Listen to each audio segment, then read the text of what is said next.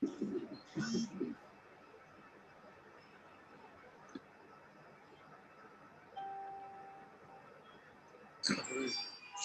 স্বাগত জানাচ্ছি আজকের সংলাপে। আপনারা জানেন কোভিড-19 মহামারীতে সারা বিশ্বে মানুষ মারা যাচ্ছে। বাংলাদেশে এই মহামারীর কারণে অনেক লোক মারা যাচ্ছেন। সারা বিশ্ব জুড়ে প্রায় 8,40,000 মানুষ মারা গেছেন। আমাদের যুক্তরাজ্য সহ ইউরোপের বিভিন্ন দেশে আবারও আক্রান্ত সংখ্যা বৃদ্ধি পাচ্ছে। এদিকে বাংলাদেশে কোভিড-19 বন্যা আর দিন দিন বেড়ে চলছে বেকার সমস্যা। এইসব বিষয় নিয়ে আমরা প্রবাসীরা গভীর উদ্বেগ ও উৎকণ্ঠায় আছি। কি হচ্ছে বাংলাদেশে এ বিষয়ে জানতে এই সংলাপ।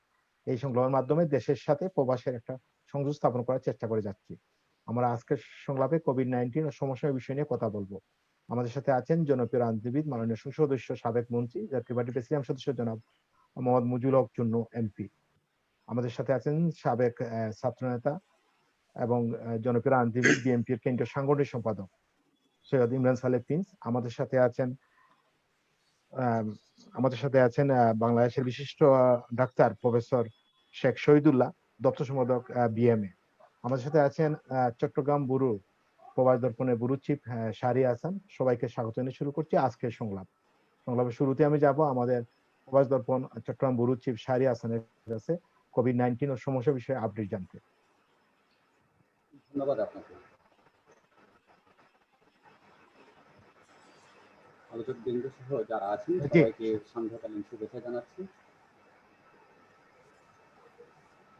আমি খুব সংক্ষেপে সরকারি তথ্য বিবরণী থেকে যে ইনফরমেশনটুকু আমাদের কাছে দেওয়া হয় সেটি উপস্থাপন করছি আপনাদের সামনে। কোভিড-19 আজ আমরা যখন তথ্য বিবরণীটা পাই সেটা প্রায় দুপুরের আগে এর আগের 24 ঘন্টায় সারা বাংলাদেশে নমুনা সংগ্রহ করা হয়েছে 15,204 জনের। শনাক্ত হয়েছে কোভিড-19 শনাক্ত হয়েছে 2,582 জনের গত 24 ঘন্টায়। এই নিয়ে বাংলাদেশে শনাক্তের সংখ্যা 3,17,528 জন। গত 24 ঘন্টায় মৃত্যুবরণ করেছেন 35 জন সারা বাংলাদেশে। সর্বমোট মৃত্যুর সংখ্যা 4,351 কোভিড-19 কারণে। চিকিৎসা নিয়ে সুস্থ হয়ে ফিরে এসেছেন 2,839 জন কোভিড রোগী। এ পর্যন্ত আমাদের দেশে কোভিড রোগী সুস্থ হয়েছেন 2,11,016 জন। গত 24 ঘন্টায় আইসোলেশনে নিয়েছে 589 জনকে। সর্বমোট বর্তমানে আইসোলেশনে আছেন 19,954 জন। আইসোলেশন হতে ছাড়া পেয়েছে গত 24 ঘন্টায় 572 জন। আইসোলেশন হতে ছাড়া পেয়েছেন গত 24 ঘন্টায় 572 জন এবং সর্বমোট ছাড়া পেয়েছেন 52,598 জন। এটি হচ্ছে বাংলাদেশের কোভিড-19 গত 24 ঘন্টার সর্বশেষ তথ্য। আমি একটু যুক্ত করতে চাই চট্টগ্রাম বিভাগের বিষয়টি। চট্টগ্রামে কক্সবাজার সহ সর্বমোট 7টি ল্যাবে নমুনা পরীক্ষা করা হয়েছে 847 জনের। তাতে কোভিড-19 শনাক্ত হয়েছে 82 জনের। চট্টগ্রামে সর্বমোট কোভিডে আক্রান্ত 17,192 জন। গত 24 ঘন্টায় মৃত্যুবরণ করেছেন একজন। চট্টগ্রামে এ পর্যন্ত মৃত্যুর সংখ্যা কোভিড-19 আক্রান্ত হয়ে মৃত্যুর সংখ্যা 273 জন। এই ছিল সর্বশেষ বাংলাদেশের কোভিড-19 নিয়ে সার্বিক পরিস্থিতি। পরবর্তীতে আপনাদের সঙ্গে যুক্ত হয়ে বিষয়গুলো নিয়ে বিশদ আলোচনা করতে আশা রাখি। ধন্যবাদ শাহরিয়ার ভাই। আমি যাব আমাদের বিএমএর দপ্তর সম্পাদক প্রফেসর ডাক্তার শেখ মোহাম্মদ শহীদুল্লাহ। শহীদুল্লাহ ভাই, আমরা জানি বিশেষ করে ভ্যাকসিন নিয়ে সারা বিশ্ব জুড়ে একটা রাজনীতি শুরু হয়েছে। বাংলাদেশে যে কোভিড-19 প্রেক্ষাপটে ভ্যাকসিন নিয়ে আপনারা কি চিন্তা ভাবনা করছেন বিএমএ, বা কি করা উচিত সরকারের, কি মনে করেন? আসসালামু আলাইকুম, আপনাকে ধন্যবাদ। ভ্যাকসিনের যে বিষয়টা নিয়ে কথাবার্তা চলছে, আমরা জানি যে বিশ্বের কয়েকটি দেশ ভ্যাকসিন আবিষ্কার করে তার প্রথম পর্ব, দ্বিতীয় পর্ব ট্রায়াল দেওয়া শেষ করেছে এবং কোথাও কোথাও 3 নম্বর ট্রায়াল চলছে। আমরা জানি যে এখানে 4র্থতম ট্রায়ালের পরে বাজারে ভ্যাকসিন বাজারজাতকরণ যায় এবং সেটা সকল মানুষ এটা ব্যবহার করতে পারে। আমার জানা মতে ইন্দোনেশিয়া, ব্রাজিল, আবুধাবিতে তৃতীয় স্টেজের ট্রায়াল শুরু হয়েছে এবং এটা শুরু হলে যদি এখানে গুড রেজাল্ট পাওয়া যায় তাহলে আমার মনে হয় যে 4র্থ ট্রায়ালে গিয়ে এটা সারা বিশ্বব্যাপী এই ভ্যাকসিনটা যদি সরবরাহ করা সম্ভব হয় তাহলে অতি দ্রুততম সময়ের মধ্যে করোনা কন্ট্রোল করা বাংলাদেশ সহ সারা বিশ্বব্যাপী একটা ভালো রেজাল্ট আসবে এবং এটা সাকসেস আসবে বলে আমি মনে করি। তো এই ভ্যাকসিন ইস্যুতে বাংলাদেশেও কিন্তু ইতিমধ্যে বিশ্বের বিভিন্ন যারা দেশ যারা ভ্যাকসিন উৎপাদন করতে সক্ষম হয়েছে, ভ্যাকসিন যারা তৈরি করেছে তাদের সাথে যোগাযোগ সম্পন্ন করেছে, কারো কারোর সাথে চুক্তিবদ্ধ হয়েছে এবং আমরা আশাবাদী আমাদের সরকারের পক্ষ থেকে বা স্বাস্থ্যমন্ত্রী মহোদয়ের পক্ষ থেকে যে সমস্ত আমরা ইনফরমেশন বা যখন তথ্য পেয়েছি তাতে ভ্যাকসিন বাজারে আসলে বাংলাদেশের মানুষও অগ্রাধিকার ভিত্তিতে পাবে এবং তা যদি পায় তাহলে আমি মনে করি যে এটা করোনা প্রতিরোধে একটা গুড রেজাল্ট বহন করে আনবে। করোনা প্রতিরোধে এখন সবচেয়ে বেশি যেটা করণীয়, ভ্যাকসিন যতদিন পর্যন্ত না আসে ততদিন পর্যন্ত ইনফেকশন কন্ট্রোল যে নিয়ম কানুন, স্বাস্থ্যবিধি যেটাকে বলা হয়, সেই স্বাস্থ্যবিধি যদি মেনে চলা যায় তাহলে বাংলাদেশে অন্তত যাই হোক বিশ্বের বিভিন্ন দেশে যে হারে মৃত্যুর হার বা আক্রান্তের হার বেড়েছে সেইভাবে বাংলাদেশে কিন্তু আর বাড়ার সুযোগ থাকবে না যদি আমরা মেনে চলি। যেমন ধরুন যে আপনার সাথে এর আগে একটি প্রোগ্রামে আমি সংযুক্ত হয়েছিলাম। সেদিন আমি খুলনা থেকে বাসে আসছিলাম ঢাকার উদ্দেশ্যে। আমি বাসে দেখলাম, আমি এই বাসের যাত্রা সম্পর্কে আমি খুব মানসিকভাবে একটু ভীতির মধ্যে ছিলাম যে এসি বাসের মধ্যে যদি কোনো ব্যক্তি আক্রান্ত হয়ে থাকেন তাহলে এসি বাসে যেহেতু বাতাস বের হওয়ার সুযোগ কম, সুযোগ নেই বললে চলে, বা বাতাস বের হতেও পারে না, ঢুকতেও পারে না, সুতরাং কেউ যদি সংক্রমিত হয় এবং সে যদি সর্দি কাশি সুযোগ থাকে আক্রান্ত হওয়ার, আমি দেখলাম যে সেখানে আহ, একটি প্রতি 2 সিট একজনের জন্য বরাদ্দ করা হয়েছে। সুতরাং সেই হিসাবে আমি মনে করি যে এটা একটা ভালো পদ্ধতি ছিল। হঠাৎ করে আজকে এই এই মাসের প্রথম থেকে যখন বাসের মধ্যে যাত্রীদের আগের ভাড়ায় ফিরে যেতে ঘোষণা দেওয়া হলো, আবার যদি এর পাশাপাশি যাত্রী বহনেরও কিন্তু সংখ্যাও আস্তে আস্তে বাড়বে, সেক্ষেত্রে আমার মনের মধ্যে একটা সন্দেহ জাগে যে এটাতে সংক্রমণের হার আর একটু বাড়তে পারে। তো সেই দিক দিয়ে বিবেচনা করলে সামনের দিকে ভ্যাকসিন না আসা পর্যন্ত কিন্তু আমরা সেই মানসিক সেই চাপের মধ্যে কিন্তু আমরা থেকে যাচ্ছি।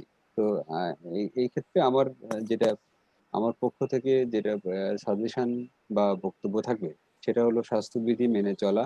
বাস, ট্রেন বা যানবাহন বা লঞ্চ সকল ক্ষেত্রেই আমাদের উচিত হবে অন্তত যারা যে সমস্ত যাত্রী আহ, দূর পাল্লায় বা আহ, স্বল্প পাল্লাতে যারা যাতায়াত করবেন তারা যেন অবশ্যই মুখে মাস্ক ব্যবহার করেন এবং হ্যান্ড স্যানিটাইজার কাছে রাখেন এবং যে সমস্ত পরিবহন মালিক বা পরিবহন শ্রমিকরা বাসে যাত্রী নেবেন তারা যেন অবশ্যই আহ, সকল যাত্রী কিন্তু মাস্ক নিয়ে আসবে এমন কোনো কথা না। আবার যে একটি মাস্ক নিয়ে যদি কেউ গাড়িতে ওঠে তার মাস্ক নষ্ট হতে পারে, যে মাস্ক ছিঁড়ে যেতে পারে, সর্দি হাসি কাশি ময়লা জমতে পারে। সেক্ষেত্রে যেন ইমার্জেন্সি পারপাস বাস বাস মালিক কর্তৃপক্ষ বা শ্রমিকরা যেন অবশ্যই ইমার্জেন্সি পারপাস যদি কিছু মাস্ক সরবরাহ করার ব্যবস্থা রাখেন, সেই কাজটা কিন্তু জরুরি। তার কারণ হলো মনে রাখতে হবে যে যে কোনো সংকটকালে কিন্তু বাংলাদেশের মানুষের মোকাবেলা করার অভিজ্ঞতা আছে। মহান মুক্তিযুদ্ধ থেকে শুরু করে আজকে পর্যন্ত যে সমস্ত সংকট কাল আসছে বাংলাদেশের মানুষ যেমন একত্রিত ভাবে এটা মোকাবেলা করেছে, আমি মনে করি আজকের এই সংকটকালে বাসের মালিক বা পরিবহনের মালিক পক্ষ এবং শ্রমিক পক্ষ যারা আছেন তাদের যদি আর্থিকভাবে আহ, আগে স্বাভাবিকের তুলনায় একটু লাভ কমও হয় তাহলে আমি মনে করবো যে একটু স্যাক্রিফাইস করে তারা যেন সবাই আহ, যাত্রীদের জন্য মাস্ক সরবরাহ করা, তারপরে হাত ধোয়ার ব্যবস্থা করা, স্যানিটাইজার ব্যবস্থা করা, এগুলোর জন্য ব্যবস্থা করেন, তাহলে সবচেয়ে ভালো হবে। আর ভ্যাকসিনের বিষয়ে যেটা বললাম যে সেটা তো আসলে কামিং সুন বলা চলে, যেহেতু 3 নম্বর ট্রায়ালে চলছে, এই ট্রায়াল শেষ হলেই 4 নম্বর ট্রায়ালে যাবে এবং খুব তাড়াতাড়ি হয়তো ভ্যাকসিন সারা বিশ্ব এবং বাংলাদেশের মানুষ এই ভ্যাকসিন পাবে। আপনাকে ধন্যবাদ। আপাতত এই পর্যন্ত রাখছি। যদি পরে সুযোগ থাকে নিশ্চয়ই আপনার সাথে কথা হবে। ধন্যবাদ শহীদুল ভাই, আবার আসবো আপনার কাছে। আমি যাব আমাদের বিএনপির কেন্দ্রীয় সাংগঠনিক সম্পাদক সাবেক ছাত্রনেতা সৈয়দ ইমরান সালে প্রিন্স ভাই কাছে। প্রিন্স ভাই, আমরা দেখতে পাচ্ছি সারা বিশ্ব জুড়ে একদিকে কোভিড-19 আক্রান্ত সংখ্যার সাথে সাথে আবার শুরু হয়েছে আপনার ভ্যাকসিন নিয়ে রাজনীতি। আপনার দেখলাম রাশিয়া যে ভ্যাকসিন বের করছে, অন্য দেশ বলতেছে যে সেই ভ্যাকসিনটা কতটুকু কার্যকরী হবে। আমরা দেখতে পাই যে রাশিয়ার প্রেসিডেন্ট মেয়ে নিজের শরীরে উনি ভ্যাকসিন গ্রহণ করেছেন। কি ভাবছেন আপনারা, বা বাংলাদেশে কি করা উচিত, কি মনে করেন? একটু আনমিট করতে হবে কাইন্ডলি প্লিজ ভাই। জি, ধন্যবাদ আজকের এই শোতে আমাকে সংযুক্ত করার জন্য। আপনি একটি খুব গুরুত্বপূর্ণ ইস্যু আজকে অবতারণা করেছেন, যেটা আমাদের এই মুহূর্তে আমাদের সবার প্রায়োরিটি পাওয়া উচিত বলে আমি মনে করি। বিশেষ করে আপনারা জানেন যে করোনা ভাইরাস সারা বিশ্বের মতো বাংলাদেশেও কিন্তু খুব দ্রুত গতিতে ছড়িয়ে পড়ছে। যদিও ধরেন সরকার প্রশাসন এগুলোকে এখন মনে হচ্ছে খুব একটা পাত্তা দিচ্ছে না করোনা ভাইরাসকে, যার কারণে করোনা ভাইরাসের প্রতিষেধক বা প্রতিরোধমূলক যে ব্যবস্থা সেটাও কিন্তু আমরা চোখে দেখছি না। সরকারও যেরকম মানে উপেক্ষা করছে বা পাত্তা দিচ্ছে না, সাধারণ মানুষও আজকে মনে হয় যে অবলীলায় এই বরদানিকা প্রবাহে পা ভাসিয়ে দিচ্ছে। এটা আমাদের জন্য অত্যন্ত খারাপ হচ্ছে। কারণ ধরেন আমরা যদি ডে 1 থেকে দেখি যে বাংলাদেশে 8ই মার্চ আপনার প্রথম করোনা ভাইরাসের রোগী মানে শনাক্ত হয়। তারপরে যখন 2 জন 5 জন 10 জন করে 100 200 300 এরকম লোক শনাক্ত হচ্ছিল, তখন যে মানুষের মধ্যে একটা মানে মানে সচেতনতা, সরকারকেও যতটুকু আমরা দেখেছি যে এটি সিরিয়াস একটা সিরিয়াসনেস ছিল সরকারের মধ্যে, এখন কিন্তু আমরা সেটা দেখছি না। যার কারণে মানুষের আক্রান্তের সংখ্যা বাড়ছে, মৃত্যুর সংখ্যাও বাড়ছে। তো এটা আমাদের অবহেলা করা একেবারেই ঠিক হবে না। এই মুহূর্তে আমাদের যেটা দরকার ভ্যাকসিন। আপনি বলেছেন ভ্যাকসিন নিয়ে একটি রাজনীতি সারা বিশ্বেই হয়তো শুরু হয়ে যাবে। আমাদের অবশ্যই এই জিনিসটা মনে রাখতে হবে এবং এটা নজরে রাখতে হবে যে আমরা যেন এই ভ্যাকসিন মানে বাজারে আসার সাথে সাথেই বাংলাদেশ যেন পায়, সেই জন্য বাংলাদেশকে কার্যকরী উদ্যোগ নিতে হবে। এবং সেখানে যারা এই ভ্যাকসিন উৎপাদন করছেন, যেসব দেশ বা যেসব প্রতিষ্ঠান, তাদের সাথে একটা নিবিড় যোগাযোগ রাখতে হবে এবং তাদের সাথে কন্টিনিউয়াস একটা যোগাযোগ রেখে এই ভ্যাকসিনটা যেন আমরা পেতে পারি, সেই জন্য আমাদেরকে যেটা আমাদের বলা হচ্ছে যে global alliance for vaccine and immunisation যে একটা মানে সংস্থা আছে, তাদেরও আমাদের সদস্য হতে হবে এবং সেই সদস্য হয়ে তাদের সাথে মিলেমিশে মতের আদান প্রদান, জ্ঞানের আমাদের পরিধি বাড়ানো এবং আমরা যেন এই জিনিসটা আমরা তাড়াতাড়ি নিতে পারি সেজন্য নিতে হবে। এবং একই সাথে সরকারকে এটা ইনশিওর করতে হবে বাংলাদেশের প্রতিটি নাগরিকের জন্য এই ভ্যাকসিনটা বিনামূল্যে এটা প্রদান করতে হবে। কারণ বাংলাদেশের মানুষ এমনি গত 6 মাসে এই করোনা ভাইরাসের বিভিন্ন কারণে আজকে অত্যন্ত অসহায় অবস্থায় রয়েছে, অর্থনৈতিকভাবে অত্যন্ত দুর্বল এবং ভাবে দুর্বল এবং মানসিকভাবেও দুর্বল হয়ে পড়েছে। মানুষের আয় ইনকাম একেবারেই কমে যাচ্ছে, এখানে মানুষের বেতন কমে গেছে, আপনার অনেকে কর্মহীন হয়ে পড়েছে। তো এর মানে অর্থনীতি সমিতির যে সমীক্ষা গত 1.5 মাস আগে, সেই সমীক্ষা দেখা গেছে এই করোনার কালে প্রায় 3 কোটির উপরে মানুষ আপনার বেকার, কর্মহীন এবং তাদের আয় ইনকাম কমে গেছে। তো এরকম একটা পরিস্থিতিতে এই ভ্যাকসিন যেন বাংলাদেশের প্রতিটি মানুষকে বিনামূল্যে প্রদান করা হয়, সরকারকে সেটা নিশ্চিত করতে হবে। এবং এই ভ্যাকসিন নিয়ে যেন মানে দুর্নীতি, যেটা আমরা করোনা কালে বাংলাদেশে যে আমরা এই চিকিৎসা সরঞ্জাম বা অন্যান্য বিষয় নিয়ে যে দুর্নীতির মহামারী দেখেছি, এই ভ্যাকসিন নিয়ে যেন কোনো দুর্নীতি না হয়। ভ্যাকসিন আমদানি থেকে শুরু করে বিতরণ, এখানে যেন কোনো অনিয়ম দুর্নীতি না হয়, বিতর্ক সৃষ্টি না হয়। সেই ক্ষেত্রে ধরেন এখানে আমরা সেনাবাহিনীরও আমরা একটা সহযোগিতা দিতে পারি। কারণ আমরা দেখেছি এর আগে ত্রাণ বলেন কিংবা মানে যে জনগণকে প্রণোদনার নামে যে টাকা দেওয়া হলো সেটা বলেন, সেটার নামে আমরা ব্যাপক দুর্নীতি লুটপাট দেখেছি, অনিয়ম দেখেছি। তো একমাত্র এই বিতরণ ব্যবস্থার উপরে কিন্তু বাংলাদেশের মানুষের এখন কোনো আস্থা নাই। সে কারণে আমরা এই ক্ষেত্রে সেনাবাহিনীকেও প্রস্তুত রাখতে পারি, সশস্ত্র বাহিনী যেন সেই ভ্যাকসিন বিতরণে সহযোগিতা করতে পারে, তাদেরকে জন্য আমরা প্রস্তুত রাখতে পারি এবং প্রশাসনকেও কঠোর নজরদারির মধ্যে যেন আমরা রাখতে পারি, সেই দিকে আমাদের অবশ্যই দৃষ্টি দিতে হবে। এবং আমাদের এই ভ্যাকসিন পেতে যেন আমরা মানে সমস্যায় না পড়ি। আমি যেটা আগেই বলেছি, আমাদের ওই যেসব ভ্যাকসিন উৎপাদনকারী প্রতিষ্ঠান, দেশ, গবেষণা সংস্থা, এদের সাথে অবিলম্বে আমাদের মানে একটা নিবিড় যোগাযোগ আমাদের রাখতে হবে। এখানে আমরা দেখছি বিভিন্ন দেশ থার্ড পর্যায়ে কিন্তু এটা পরীক্ষায় যাচ্ছে, এখন ফোর্থ পর্যায়ে পরীক্ষায় গেলে কিন্তু এটা বাজারে চলে আসবে। তো সেসব দেশ, এখন রাশিয়ার কথা বলেছেন, আমরা শুনলাম চীন আমাদেরকে দিবে, ভারত আমাদেরকে দিবে, সেগুলো আবার কতটুকু মানসম্মত সেগুলো আমাদের দেখতে হবে। আমাদের সবচেয়ে বড় কথা হলো কার্যকরী ভ্যাকসিন আমাদেরকে এখানে আনতে হবে, সেই জিনিসগুলো আমাদের মনে রাখা উচিত বলে আমি মনে করি। তো সার্বিকভাবে আমি বলবো, এই করোনা কালে চিকিৎসা ব্যবস্থা যে অনিয়ম হয়েছে, চিকিৎসা ব্যবস্থা যে দুর্নীতি হয়েছে, প্রাণ নিয়ে যে লুটপাট হয়েছে, চতুর্দিকে যে মানুষের মধ্যে একটা হতাশা নেমে এসছে এবং মানুষ একটা কর্মহীন হয়ে পড়েছে, মানুষের কাছে আয় ইনকাম কমে গেছে, এই বিষয়গুলো আমাদের ফোকাসে নিয়ে এসে আমাদের বাস্তবসম্মত সিদ্ধান্ত নিতে হবে। আমরা যেন একগুঁয়েমি করতে গিয়ে আমরা যেন এক মানে কর্তৃত্ববাদী ব্যবস্থায় আমরা এটার জন্য নিয়ন্ত্রণ না করি, একগুঁয়েমি যেন না করি। এবং সর্বশেষ কথা হচ্ছে যে বাংলাদেশের যারা রাজনৈতিক নেতৃবৃন্দ রয়েছে, যারা বিশেষজ্ঞ রয়েছে, যারা চিকিৎসক রয়েছে, তাদের পরামর্শ দিয়ে এগুলো করি, সরকারকে এইদিকে নজর রাখতে হবে।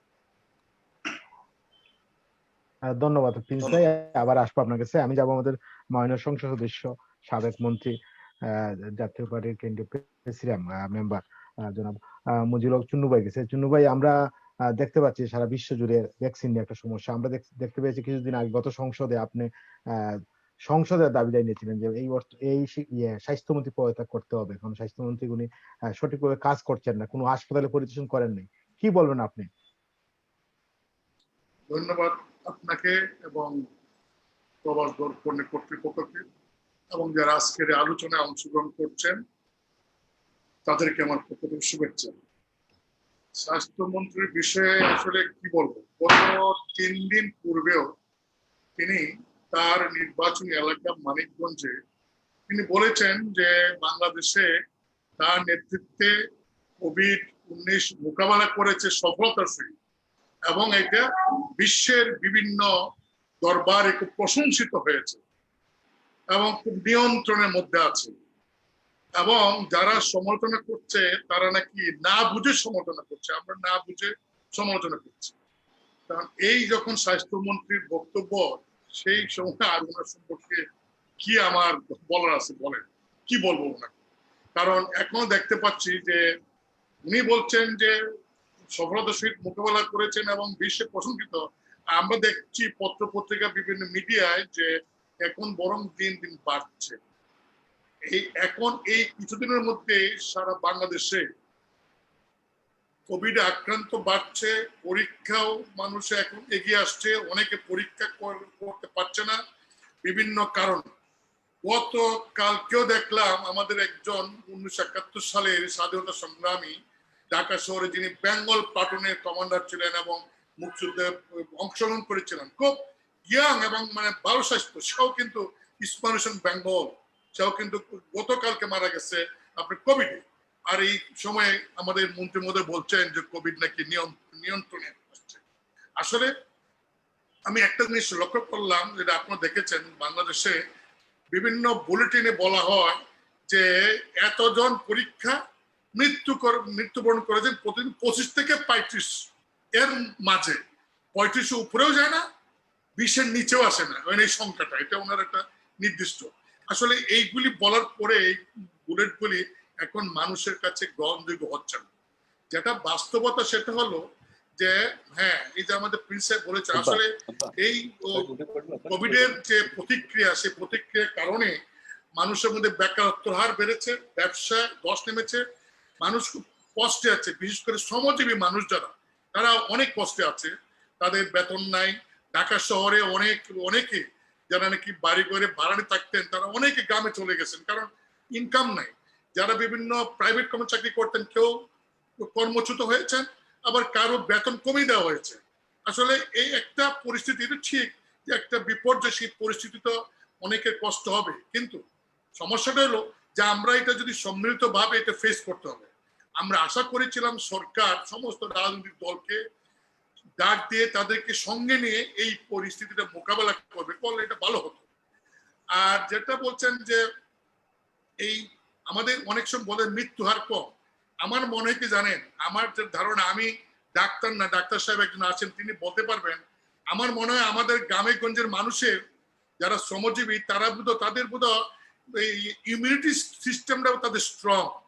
অনেক মানুষের কিন্তু কোভিড হচ্ছে, সর্দি কাশি হচ্ছে, জ্বর হচ্ছে, তারা কিন্তু ডাক্তারকে যাচ্ছে না, এমনি এমনি ভালো হয়ে যাচ্ছে, মৃত্যুর সংখ্যাটা কম।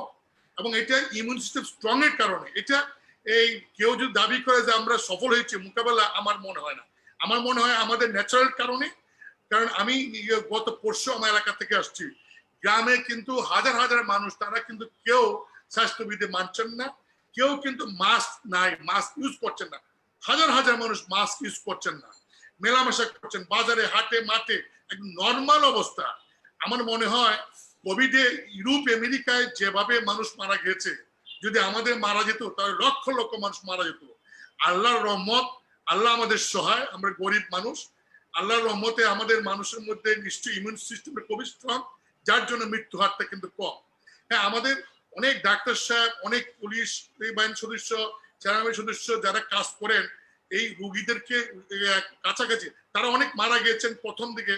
কারণ আমার মনে হয় যে তাদেরকে যে সমস্ত সুরক্ষা দেওয়া হতো পিপি সহ, সেইগুলি খুব ভালো ছিল না। সেইগুলি হয় অভিজ্ঞতার অভাবে অথবা দুর্নীতির কারণে ভালো জিনিসগুলি সরবরাহ করা হয় নাই। এখন অবশ্য অনেকটা পরিবর্তন হয়েছে, সন্দেহ নাই। সরকার সর্বোচ্চ পর্যায় থেকে চেষ্টা করছেন মোকাবেলার, এবং কিছু কিছু কাজ তারা করছেন, এতে অনেকটা এখন একটা ডিসিপ্লিনের মধ্যে আসছে। তারপরে বলবো এখনো অনেক হাসপাতালে গেলে পরে কোভিড রুগী, মানে কোনো নর্মাল রুগী গেল বলে আপনি কোভিড টেস্ট করে আসেন, কোভিড টেস্ট করতে করতে সেই রুগী যখন কোভিড টেস্ট করে রিপোর্ট নিয়ে আসবে, এর মধ্যে অনেক রুগী মারা যায়। আজকেও একটা পেপার, আজকে প্রথম আছে যে একজন রুগী একটা হাসপাতালে গেল, তাকে বলা হলো যে না আপনি কোভিড টেস্ট করেন, সেই কোভিড টেস্ট করতে ঢাকা মেডিকেলে প্রায় 2 ঘন্টা লেট হলো, এর মধ্যে কিন্তু রুগীটা মারা গেছে। এখনো কিছু কিছু এই ধরনের বিশৃঙ্খল আছে, এখনো পুরোপুরি শৃঙ্খলা আসে নাই। এবং সেটা না আসার কারণ আমি মনে করি আমাদের স্বাস্থ্য অধিদপ্তরের এখনো তাদের নেতৃত্বটা ভালো করে এস্টাবলিশ হয় নাই। আর যেটা এই যে ঔষধের বিষয়টা, এটা আমরা দেখলাম যে ভ্যাকসিনকো, ভারতের সিরাম যে কোম্পানি, যারা নাকি অক্সফোর্ডের সঙ্গে যাদের লিয়াজু আছে, এবং ইন্ডিয়াতে যারা নাকি এই অক্সফোর্ডের যে আপনার ওই তারা যে মেডিসিন বের করছেন, সেটা তারা ইন্ডিয়া যে প্রোডাকশন করবেন, বাংলাদেশের ভ্যাকসিনকো তাদের সঙ্গে চুক্তি করেছে, তারাও যাতে এটা করতে পারেন, এটা ভালো। তবে ভ্যাকসিনকো যদি করেন, তারা যদি কমার্শিয়াল দৃষ্টিভঙ্গিতে করেন, তাহলে এটার যে প্রাইস পড়বে, সেই প্রাইস তো সাধারণ মানুষে 8,000, 6,000, 4,000 টাকা দিয়ে সে ভ্যাকসিনটা তো নেওয়া সম্ভব হবে না। আমি প্রিন্স সাহেবের সাথে একমত, সরকারের উচিত যে আমাদের প্রয়োজনীয় বাজেটের কোনো কাটছাট, অথবা আমাদের বাজেটে 10,000 কোটি টাকা অপ্রত্যাশিত খাতের জন্য যে রাখা হয়েছে কোভিডকে মোকাবেলা করার জন্য, সেই টাকাটা পুরোটা আমি মনে করি ভ্যাকসিন যেখান থেকে আনে, যে ভ্যাকসিনটা নাকি কাজে লাগবে, সেই ভ্যাকসিন যাতে সাধারণ মানুষ পায়, প্রয়োজনে 10,000 কোটি টাকা প্রয়োজনে বাজেটে অন্যান্য খাত থেকে কেটে সেই মানে ভ্যাকসিনটা যাতে সাধারণ মানুষ, গ্রামে গঞ্জে মানুষ ফ্রি পেতে পারে, এবং সেই ভ্যাকসিনটা যাতে সাধারণ মানুষকে খুব তাড়াতাড়ি দেওয়া যায়, সেইটার একটা ম্যানেজমেন্টের জন্য সরকারের সমস্ত বাহিনীকে, সমস্ত স্বেচ্ছাসেবীকে যাতে কাজে লাগায়, এটা আমার অনুরোধ থাকে। মুজিব ভাই, আপনার কাছে আরেকটা প্রশ্ন আমার, যেটা প্রশ্ন হচ্ছে যে আমরা বাংলাদেশের স্বাস্থ্য ব্যবস্থাটা, আপনার আইন প্রণেতা দীর্ঘদিন যাবত সংসদে আছেন, আমরা স্বাধীনতা 50 বছর পর আমরা দেখি যে এখনো স্বাস্থ্য খাতে অনেক সমস্যা, মানুষের প্রতি আস্থা নাই। মানে অনেক মানুষ সিঙ্গাপুরকে চিকিৎসা করায়, এবং অনেকেই যাদের টাকা পয়সা আছে বা মধ্যবিত্ত, ওনারা ইন্ডিয়া চলে যায়। এই স্বাস্থ্য খাতে আপনারা কি উদ্যোগ নেবেন, কি করা দরকার? এই কোভিড-19 আমাদের স্বাস্থ্য ব্যবস্থা আমরা সবাই দেখতে পেয়েছি কি হয়েছে, কি বলবেন এই ব্যাপারে আপনি? আপনি এটা ঠিক বলেছেন যে এই কোভিড এর কারণে আমাদের স্বাস্থ্য ব্যবস্থা কত ভঙ্গুর, এবং কেমন কেমন মানে এটা যে বিশৃঙ্খল অবস্থা, এটা কিন্তু এবার আমরা এটা সবাই দেখেছি। আসলে আমার মনে হয় যে আমাদের কোন সরকারে, আমি ছিলাম এরশাদ সাহেবের সরকারের সময়, সে এরশাদ সাহেব সরকার, বিএনপি সরকার, আওয়ামী লীগ সরকার, কোন সরকারি আমলে আমার মনে হয় স্বাস্থ্য বিভাগটাকে আমরা ঢেলে সাজাতে পারি না। এখানে আমার মনে হয় কম বেশি ব্যর্থতা সব সরকারি। স্বাস্থ্য বিভাগটা এই মানুষের কল্যাণে কাজ করবে সার্বিকভাবে গণমানুষের সেই সেই ব্যবস্থাপনাটা আমরা তৈরি করতে পারিনি এবং আস্থাটাও কিন্তু আমরা আনতে পারিনি। আপনি দেখেছেন যে আমাদের স্বাস্থ্যমন্ত্রী যিনি ছিলেন সাবেক, তিনিও কিন্তু এই যখন তার করোনা হলো তিনিও কিন্তু সরকারি হাসপাতালে চিকিৎসা নিতে পারেন নাই, তিনি একটি বেসরকারি হাসপাতালে চিকিৎসা নিয়েছেন এবং সেখানে মৃত্যুবরণ করেছেন। আল্লাহ তার ব্যস্ত যে করুন। এবং এখন দেখেন যারই অসুখ হয় ভিআইপি প্রায় প্রত্যেকে কিন্তু সবাই এই মানে অসুখ হইলে বা করোনা আক্রান্ত হলে সবাইকে নিয়ে যেত সিএমএসে। কেন শুধু সিএমএসে যাবে? আজকে সিএমএসে আপনি যান গিয়ে দেখেন সিএমএসে এত রোগী, সেইখানে ডাক্তার নার্স তারা একদম মানে এই মানে তাদের ক্লান্ত হয়ে গেছে, কারণ কত তার ট্রিটমেন্ট করবে। কেন আস্থা নাই আমাদের অনলাইন? আমাদের এত বড় হাসপাতাল ঢাকা মেডিকেল কলেজ হাসপাতাল, বিশাল হাসপাতাল, সেখানে শত ডাক্তার আছে, তারাও রাত দিন কাজ করে। পিজি হাসপাতাল রাত দিন কাজ করে, আমাদের আরো যে সমস্ত হাসপাতাল আছে তারাও কিন্তু রাত দিন কাজ করছে, কিন্তু আস্থা আসছে না। কেন আস্থা আসছে না? এই কারণে আমার যেটা মনে হয়, যারা নাকি আমাদের দেশে যারা নাকি বিশিষ্ট ব্যক্তি, রাজনৈতিক নেতৃত্ব, আমলা, সামরিক আমলা, বেসামরিক আমলা, এমপি, মন্ত্রী, ভিআইপি, পলিটিক্যাল লিডার, সবাই কিন্তু একটু কিছু অসুখ হইলেই বেশিরভাগই চলে যান বিদেশে। এবং সেটা অনেক সময় পত্রিকা আছে যে অমুক মন্ত্রী, অমুক এমপি, অমুক দলে অমুক নেতা ট্রিটমেন্টের জন্য বিদেশ চলে গেছেন। এই যে বিদেশ চলে যায়, এতে কিন্তু সাধারণ মানুষের মধ্যে একটা প্রতিক্রিয়া হয় যে এমপি মুজিবুল হক তিনি ট্রিটমেন্টের জন্য বিদেশ চলে গেছেন, তার মানে বাংলাদেশে ডাক্তারের ট্রিটমেন্ট করার মতো কোনো যোগ্য নাই, কোনো হাসপাতাল বোধ স্বাস্থ্য মানে তাদেরকে চিকিৎসা দেওয়ার মতো বোধ তাদের পরিবেশ নাই। যদি থাকতো তাহলে এই সমস্ত বিশিষ্ট জনরা কেন একটু অসুখ হলে বাইরে চলে যান? আমি পার্লামেন্টে প্রস্তাব করেছিলাম, এখনো বলছি যে আমাদের একটা আইন করা উচিত। মানে প্রধানমন্ত্রীকে আমি বলেছি, এখনো বলছি, আমরা একটা আইন করা উচিত যে বাংলাদেশের একদম সর্বোচ্চ পর্যায়ে রাষ্ট্রপতি, প্রধানমন্ত্রী, ক্যাবিনেটের মেম্বার, এমপি, মন্ত্রী, ভিআইপি, সামরিক আমলা, বেসামরিক আমলা যত আছে, কেউই মেডিকেল বোর্ডের সিদ্ধান্ত ছাড়া বাইরে চিকিৎসা করতে যেতে পারবে না। এরকম একটা যদি বাধ্যবাধকতা থাকে, তাহলে যারা দেশ চালান, রাজনৈতিক নেতৃত্ব বা আপনার আমলারা, তারা কিন্তু নিজেদের প্রয়োজনেই এই ব্যবস্থাপনা, স্বাস্থ্য ব্যবস্থাপনাকে মানুষের কল্যাণের জন্য বা আস্থা আসে এরকম একটা পরিবেশ কিন্তু তারা তৈরি করবেন। তখন কিন্তু আমলারাও চেষ্টা করবেন, যাতে পলিটিক্যাল চেষ্টা করবেন যাতে এই মেডিকেল ইকুইপমেন্ট পারচেস করলে কাজে লাগে না, তখন চেষ্টা করবেন নো এটা কাজে লাগাইতে হবে, নাহলে আমার ট্রিটমেন্ট হবে না। আপনার তখন আর কিন্তু ওই হাসপাতালে পর্দা এই 10,000 টাকা পর্দা 2 লাখ টাকা কিনবে এটা হবে না। তারা যদি সজাগ থাকেন, যে মনে করি হাসপাতালে আমাকে যেতে হবে, তাহলে পর্দাটা ভালো কিনা নিজেই দেখবেন এবং তখন করাপশনটা কমবে। আমার মনে হয় যে আমার প্রস্তাব হবে সরকারের কাছে স্বাস্থ্য অধিদপ্তরকে মানে তাদের ব্যবস্থাপনাটা যে রন্ধ্রে রন্ধ্রে দুর্নীতি, এই দুর্নীতিকে প্রতিরোধ করবার জন্য আধুনিক একটা ব্যবস্থাপনা, আধুনিক একটা আপনার ম্যানেজমেন্ট সৃষ্টি করা উচিত গণমুখী। এবং এবং এই সরকারের সঙ্গে যারা জড়িত, সেটা চাকরিজীবী হোক, রাজনৈতিক নেতৃত্ব হোক, তারা কেউই মেডিকেল বোর্ডের সিদ্ধান্তের বাইরে, দেশের বাইরে ট্রিটমেন্টে যেতে পারবেন না। এইরকম যদি কোনো উদ্যোগ নেওয়া হয়, তাহলে আমার মনে হয় আমাদের স্বাস্থ্য ব্যবস্থাপনাটা একটু মজবুত ভাবে গড়ে উঠবে। এবং আমাদের দেখেন আমাদের ডাক্তার সাহেবরা তারা বিদেশে গেলে এত ভালো করেন, দেশে কেন পারেন না? পারেন না অনেক কারণ। যেমন আমাদের দেশে অনেক সময় দেখা যায় যে সরকারি হাসপাতালে বিভিন্ন ইকুইপমেন্ট, সেই ইকুইপমেন্ট গুলি আপনার ওই সার্ভিসিং এর জন্য অনেক ইকুইপমেন্ট নষ্ট হয়ে থাকে, সার্ভিসিংটা হয় না। অনেক সময় দেখা যায় যে হাসপাতালের পরিবেশটা মানে এই যেমন পরিবেশ ধোয়া পাকলা করতে হবে, পরিষ্কার রাখতে হবে, মানুষ গেলে সেখানে ভালো মানুষ অসুস্থ হয়ে যায়।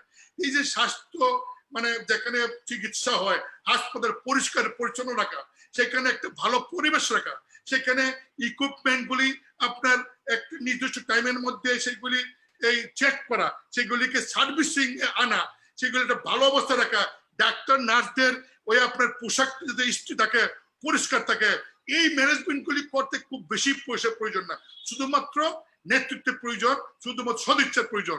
এই যে ঢাকা মেডিকেল কলেজ আপনি যাবেন, এই ইমার্জেন্সির সামনে শত শত দোকান, হোয়াই কেন দোকান থাকবে? একদম কলা দোকান, এই বিস্কিটের দোকান ঢুকাই যায় না, কেন থাকবে? এইগুলি ইচ্ছা করলেই ম্যানেজমেন্ট কিন্তু সরাতে পারে। এটা যে আজকে তা না, এটা সব সময় ছিল, আগের আমলে ছিল। আসলে আমরা কোনো দলেই, যে দলই হই না কেন, আমি আওয়ামী লীগ হই, বিএনপি, জাতীয় পার্টি হই, আমরা সরকারি এই সমস্ত কাজগুলি করি না, আমরা ভুলে যাই। এটাই হচ্ছে আমাদের ব্যর্থতা।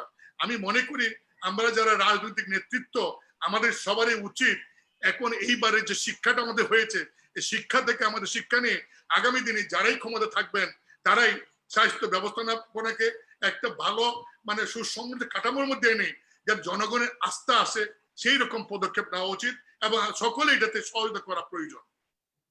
ধন্যবাদ চুন্নু ভাই, আমরা স্বাগত জানাই আপনার এই প্রস্তাবকে। আমাদের এই অনুষ্ঠানে সাবেক স্বাস্থ্যমন্ত্রী ডাক্তার আফমর উল হক স্যার আসছিলেন। উনি আপনার সেম কথাটা বলছেন, যে উনি বলছেন যে উনি যখন মন্ত্রী ছিলেন, যে বিশেষ করে স্বাস্থ্যের যে সিন্ডিকেটটা, এই সিন্ডিকেট এমন ভাবে সিন্ডিকেটটা ভাঙা কঠিন। উনার অনেক প্রস্তাব ছিল এই কোভিড-19 নিয়ে, অনেক প্রস্তাব গ্রহণ করা হয়নি। আমি যাব আমাদের চট্টগ্রামের কিন্তু আমাদের আমি একটু ইন্টারফেয়ার করি, যে অন্য কোনো সময় উনি আসেন রুহুল হক সাহেব, তাহলে ওনাকে জিজ্ঞাসা করবেন। আমি বলছি যে মিঠু কিন্তু উনার সময় উত্থান, যে মিঠু নাকি স্বাস্থ্য খাতে সবচেয়ে বড় দুর্বৃত্ত, যে নাকি স্বাস্থ্য খাতকে সবচেয়ে বেশি ক্ষতিগ্রস্ত করেছে, সেই মিঠু কিন্তু রুহুল হক সাহেব যখন মন্ত্রী ছিলেন, স্বাস্থ্যমন্ত্রী, তখন তার আমলে তার হাতে কিন্তু মিঠুর তৈরি। এটা দয়া করে ওনাকে জিজ্ঞাসা করবেন ঠিক কিনা। ধন্যবাদ ধন্যবাদ। আমি যাব আমাদের চট্টগ্রাম ব্যুরো প্রধান শাহরি আছেন। শাহরির ভাই, আপনাদের কোনো প্রশ্ন থাকে? এখন আমাদের দর্শকরা অনেকেই প্রশ্ন করতেছেন, যদি কোনো প্রশ্ন থাকে। ধন্যবাদ আপনাকে। খুব মনোযোগ দিয়ে আলোচকদের কথাগুলো শুনছিলাম। আমার খুব ভালো লেগেছে আজকের অনুষ্ঠানটি, আজকের যে আলোচনাগুলো আলোচকরা করেছেন, প্রতিজন এত চমৎকার আলোচনা করেছেন এবং গঠনমূলক আলোচনা, অর্থাৎ আমরা যা জানতে চাই, দেশের জন্য যেটি দরকার, যেটি প্রয়োজন, ঠিক সেভাবে আলোচনাটা হয়েছে।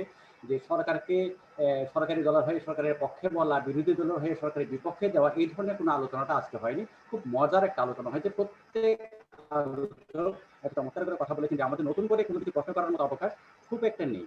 তারপরও যারা প্রশ্ন করছেন আমাদের অনুষ্ঠানটা দেখে, কিংবা আপনারা যা বলেছেন সে প্রেক্ষাপটে কিছু বিষয় জানতে চাইছি কিংবা আপনাদের পরামর্শ চাইছি। মুজিবুল হক জন্য মাননীয় সংসদ সদস্য, আপনি সুন্দরভাবে প্রতিটা বিষয় আমাদের কাছে উপস্থাপন করেছেন, দ্বিমত করার কোনো অবকাশ নেই।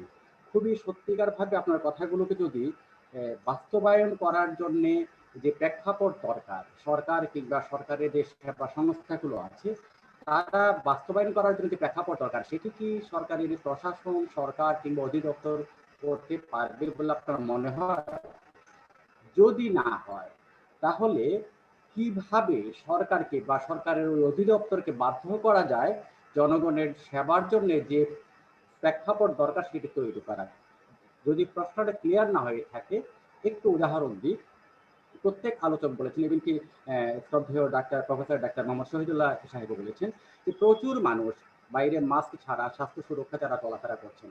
আসলে আমরা ভাগ্যবান যে প্রকৃতি আমাদেরকে দয়া করেছে বলে আমরা অনেকটা ভালো থাকি। সরকার নিঃসন্দেহে চেষ্টা করেছেন, প্রকৃতির একটা দয়া আমাদের প্রতি আছে বলে আমরা ভালো থাকি। এই যে মাস্ক দিচ্ছে না মুখে, আমি 3 জন আলোচককে এই বিষয়টা অবগত করতে চাই। এই যে মানুষ ব্যবহার করছে না, স্বাস্থ্য সুরক্ষা মানছে না, কিংবা এই যে 1 তারিখ থেকে গণপরিবহনে আগের নিয়মে ফিরে গেলেন, ফিরে যাবার পর যে অবস্থাটা হয়েছে আপনারা নিশ্চয়ই ভালো মতো জানেন। দূরপাল্লার গাড়িগুলো তো স্বভাবতই তাদের সিট ক্যাপাসিটি নিয়েই চলে, কিন্তু শহরে যে গণপরিবহনগুলো আছে, অর্থাৎ টাউন সার্ভিস যেটাকে আমরা বলি, শহর সার্ভিস, সেখানে আমি আজও দেখেছি বা জনগণ আমাকে প্রশ্ন করেছেন যে আপনারা তো সাংবাদিকতা করেন, আপনারা কি দেখছেন বিষয়গুলো? সেই প্রেক্ষাপটে যদি প্রশ্ন করতে চাই বা জানতে চাই আপনাদের কাছে, বাসে গণপরিবহন দাঁড়িয়ে মানুষ যাচ্ছে বা দৌড়ঝোলা হয়ে যাচ্ছে, তার মধ্যে মাস্ক নেই, ড্রাইভার নিজে মাস্ক ব্যবহার করছে না। কিছু বলতে গেলে আমাদের যে বৈশিষ্ট্য আর কি, বলে যে চীন থেকে বাংলাদেশে চলে এসেছে ভাইরাস, আর একটা মাস্ক পারবে সেই ভাইরাসকে করতে, দমন করতে? আপনারা এগুলো কি বলেন? এই যে একটা অসচেতন অবস্থা, এই অবস্থা থেকে জনগণকে ঠিক জায়গাটি নিয়ে আসার জন্য কি সরকারের ভূমিকা নেওয়া উচিত বলে আপনারা মনে করেন? প্রশ্নটি আমার মুজিবুল হক জন্য মাননীয় সংসদ সদস্য আপনার কাছে, সৈয়দ ইমরান সালে প্রিন্স আপনার কাছে, এবং প্রফেসর ডাক্তার মোহাম্মদ শহীদুল্লাহ আপনার কাছে একই প্রশ্নটা রইল। একটু যুক্ত করি সাথে। যুক্ত করার বিষয়টা হচ্ছে এটা যে মুজিবুল হক জন্য মাননীয় সংসদ সদস্য আপনাকে অভিবাদন জানাই। আমি এই জন্য অভিবাদন জানাই, খুব খুব দরকারি কতগুলো কথা আপনি বলেছেন, খুব ছোট বিষয় কিন্তু অসম্ভব দরকারি। যেমন মেডিকেল কলেজ, হাসপাতাল কিংবা যে কোনো হাসপাতালের পাশে অনেকগুলো দোকান থাকে। শুধু দোকান থাকে নয়, মাননীয় সংসদ সিগারেটের দোকান থাকে, ধূমপান করার জন্য দোকান থাকে, যেটা সবচেয়ে বেশি ক্ষতিকর। এই প্রেক্ষাপটে আমাদের কি করা যেতে পারে? সরকার চেষ্টা করছেন, আমি মানছি, আমরা সবাই মানছি, কিন্তু সরকারের যে যে ইয়েগুলো আপনার হাতগুলো বা যারা এই কাজগুলো প্রয়োগ করেন, যারা এই কাজগুলো তৈরি করেন, তারা কি করতে পারেন? আপনাদের পরামর্শ চাই। ধন্যবাদ সবাই। ধন্যবাদ শাহরিয়ার ভাই, ধন্যবাদ জানাচ্ছি আপনাকে। আমি যাবো এখন প্রফেসর ডক্টর মোহাম্মদ শেখ শহীদুল্লাহ ভাই। শহীদুল্লাহ ভাই, এই যে যে কথাগুলো বললেন আমাদের মাননীয় সংসদ সদস্য, কিভাবে স্বাস্থ্যখাতে আপনার আস্থা ফিরে নিয়ে আসা যায়, এবং আমি নিজে একজন চিকিৎসক, আমরা জানি আপনি, এবং আপনার সাথে সাথে আমরা বিএম এর দপ্তর সম্পাদক, আপনারা সারা বাংলাদেশের ডাক্তারদের নেতৃত্ব দেন, কি করা যায়, কি করণীয়, বা কি পরামর্শ থাকবে আপনার? একটু আনমিট করতে হবে কাইন্ডলি।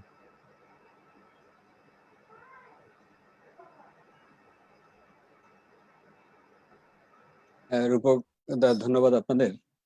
আহ, সম্মানিত আলোচক বৃন্দের কথা শুনছিলাম, খুব গঠনমূলক আলোচনা করছেন সবাই। আহ, আমাদের সৈয়দ ইমরান সালে প্রিন্স ভাই এবং আমাদের এমপি সাহেব মুজিবুল হক চুন্নু ভাই সহ শাহরিয়ার হাসান ভাই, আপনাদের আজকের এই বক্তব্যটা একটু বিষয়ভিত্তিক মনে হচ্ছে।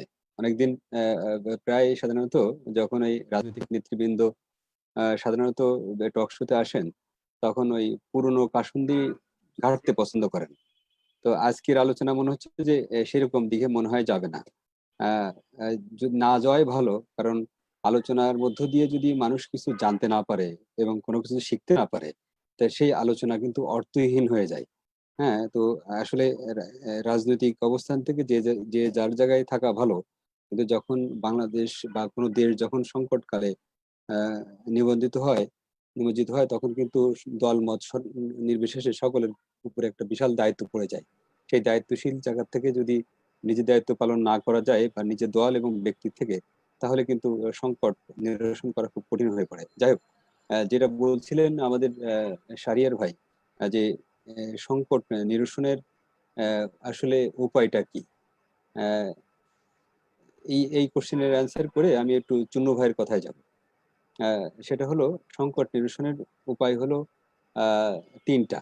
নাম্বার ওয়ান হচ্ছে, যদি দ্রুততম সময়ের মধ্যে ভ্যাকসিন দেওয়া যায়, 70 থেকে 80 ভাগ মানুষের মধ্যে যদি ভ্যাকসিন দেওয়া যায়, এটা একটা। আর একটা হতো, নর্মালি যদি ন্যাচারালি যদি 70 থেকে 80 জন 80% মানুষ যদি করোনা ইনফেক্টেড হয়ে যায়, যেটাকে বলা হয় হার্ড ইমিউনিটি, অর্থাৎ বাকি লোকগুলা এমনিতেই তাদের ইমিউন ধরে নেওয়া হবে এবং ইমিউনিটি ডেভেলপ করবে, অর্থাৎ ইনফেকশন ছড়াবে না, আহ, ছড়ানোর আর জায়গা থাকবে না। যদি 80% লোক ইনফেক্টেড থাকে, তাহলে ছড়ানো যায়, দ্যাট ইজ হার্ড ইমিউনিটি। এই এই দুইটা জায়গা হচ্ছে মেইন সায়েন্টিফিক উপায়, যে বাংলাদেশ অথবা বিশ্বকে করোনা মুক্ত করার জন্য। একটা হচ্ছে যে অ্যারাউন্ড 80% পিপলকে ভ্যাকসিন দেওয়া, আর একটা হলো অ্যারাউন্ড 80% পিপল ন্যাচারালি ইনফেক্টেড হয়ে যাওয়া। তো ন্যাচারালি 80% মানুষ যদি ইনফেক্টেড হয়ে যায়, তাহলে আজকের যে মৃত্যুর হার আছে, সেই হারে যদি মানুষ মৃত্যুবরণ করেন, তাহলে সেটা হবে খুব দুঃখজনক। তবে তাহলে তাহলে ভালো ভালো জায়গা কোনটা, সেটা হচ্ছে যে যত দ্রুত সম্ভব ভ্যাকসিনের ইউজটা আমাদের করতে পারা এবং আমদানি করে বা প্রস্তুত করে আমাদের ভ্যাকসিনটা ইনশিওর করতে হবে। আর 3 নম্বর উপায় হচ্ছে স্থায়ীভাবে মানুষের মধ্যে আচার আচরণগত পরিবর্তন। যেটা শারীরিকভাবে বলছিলেন, যে ম্যাক্সিমাম জায়গায় দেখা যাচ্ছে যে মুখে মাস্ক নাই। একটা কথা উল্লেখ করা ভালো, এই যে দুঃসময় যাচ্ছে, একটা হচ্ছে যে করোনা সংকট, আর একটা হলো বিভিন্ন উপকূলবর্তী এরিয়াতে, বিভিন্ন এলাকায়, যেমন ধরি আমার নিজস্ব এলাকা পাইকগাছা, কয়রা, এখানে কিন্তু ওই অমাবস্যা পূর্ণিমা আসলেই আহ, বেড়িবাঁধ কিন্তু ভেঙে যাচ্ছে। কারণ বেড়িবাঁধ যখন ভেঙে যাচ্ছে, তখন কিন্তু হাজার হাজার মানুষ ওই বেড়িবাঁধটা আবার মেরামত করতেছে, এবং যখন মেরামত করতে যাচ্ছে, তখন বেড়িবাঁধ মেরামত করে নিজের জীবন সংসার বাঁচাবে, নাকি আসলে মুখে মাস্ক দিবে, এটা থেকে যায়। আর আমরা যারা গ্রামগঞ্জের মানুষ, মুখে মাস্ক দিয়ে অন্তত নদীর পানির এই বেড়িবাঁধ ঠেকানো কিন্তু খুব মুশকিল। হ্যাঁ, আর মাস্কের যন্ত্রণা কিন্তু আছে, শ্বাস প্রশ্বাসে অনেক কষ্ট হয়, হার্ড ওয়ার্ক করতে গেলে কিন্তু খুব কষ্ট। যারা করেন, যারা মাস্ক করে নিচতলা থেকে 5তলা 7তলা পর্যন্ত হেঁটে ওঠেন, তারা বোঝেন কিন্তু যে কষ্টটা কি। আর সবচেয়ে বেশি কষ্ট বুঝতে হবে, যেমন চুন্নু ভাইয়ের একটা কথা, এই প্রিন্স ভাই একটা কথা বলছিলেন, যে হাসপাতালে রুগী যাওয়ার সময় অনেক রুগীকে বলা হয় যে আপনি করোনা পরীক্ষা করে আসেন। আর করোনা পরীক্ষা এবং রিপোর্ট পাওয়ার মধ্যে অনেক রুগী খারাপ অবস্থার দিকে চলে যায়। আমি আমাদের আলোচক এবং যারা যারা আজকে বাইরে থেকে শুনছেন সকলের প্রতি দৃষ্টি আকর্ষণ করতে চাই যে এই পর্যন্ত প্রায় 82 জনেরও বেশি ডাক্তার কিন্তু করোনা চিকিৎসা দিতে গিয়ে আক্রান্ত হয়ে মৃত্যুবরণ করেছেন।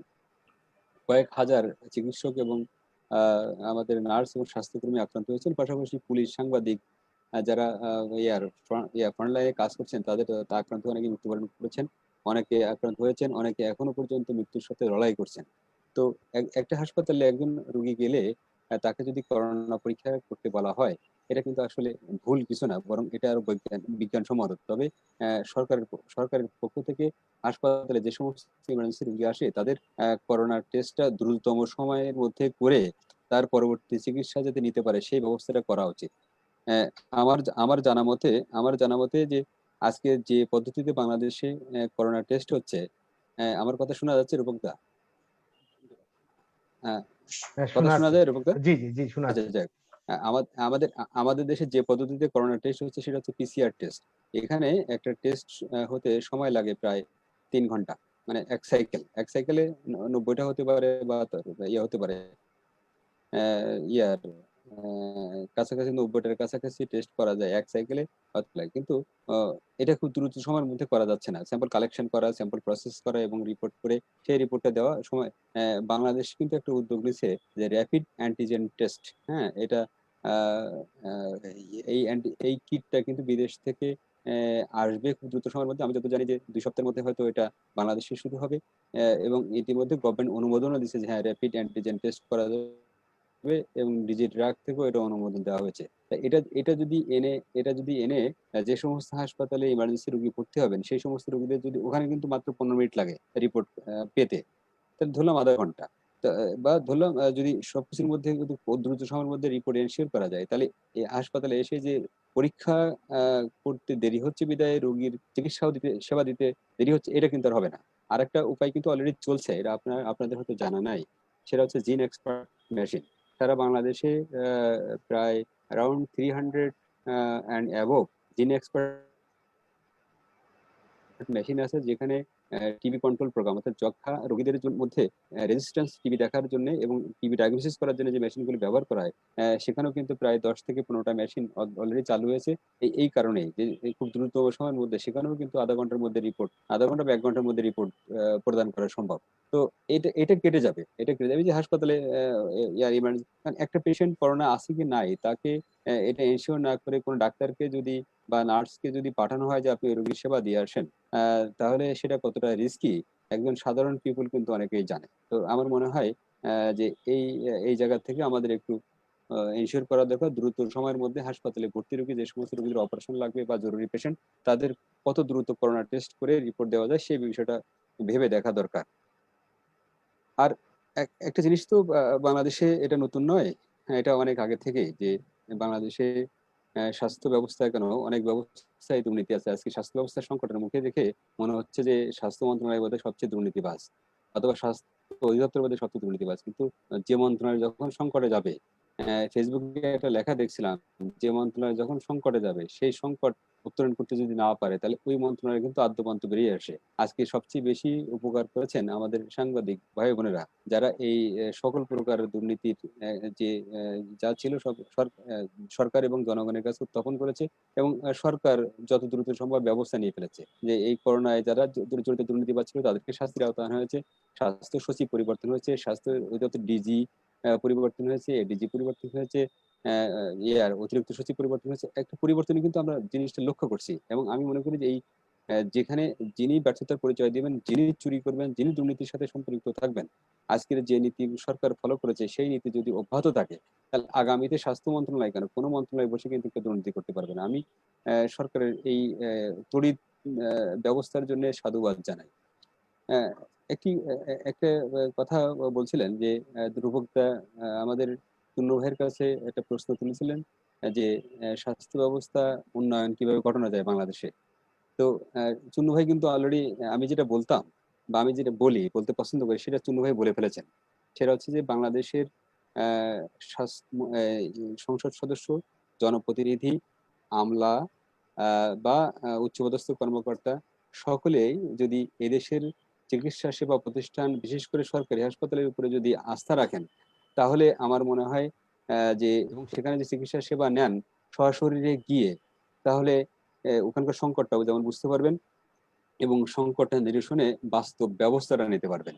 যেমন ধরেন আমি এর আগেও বলেছি যে একজন নির্বাচিত সংসদ সদস্য তার নির্বাচনী এলাকায় যে হাসপাতাল আছে, সরকারি হাসপাতাল, সেখানে গিয়ে চিকিৎসা নিয়ে সেখানে গিয়ে যদি পরীক্ষা নিরীক্ষা করি, ওই পরীক্ষা নিরীক্ষার উপরে যদি নির্ভর করতে পারেন, তাহলে কিন্তু আমি বুঝবো যে বাকিরাও কিন্তু সেখানে চিকিৎসা নেবেন। কিন্তু আপনি আহ, জনপ্রতিনিধি হয়ে গেলেন, এমপি হয়ে গেলেন, মন্ত্রী হয়ে গেলেন, আর আপনি সাথে সাথে আপনার লাল পাসপোর্ট ব্যবহার করে আপনি বিদেশে চলে গেলেন চিকিৎসা নিতে, আর এদেশের গরিব দুঃখী অসহায় মানুষ কোথায় চিকিৎসা নিবে না নেবে সেটা আপনি খোঁজ খবর প্র্যাকটিক্যালি রাখবেন না, তাহলে কিন্তু আসলে এই স্বাস্থ্য ব্যবস্থার উন্নয়ন সম্ভব না।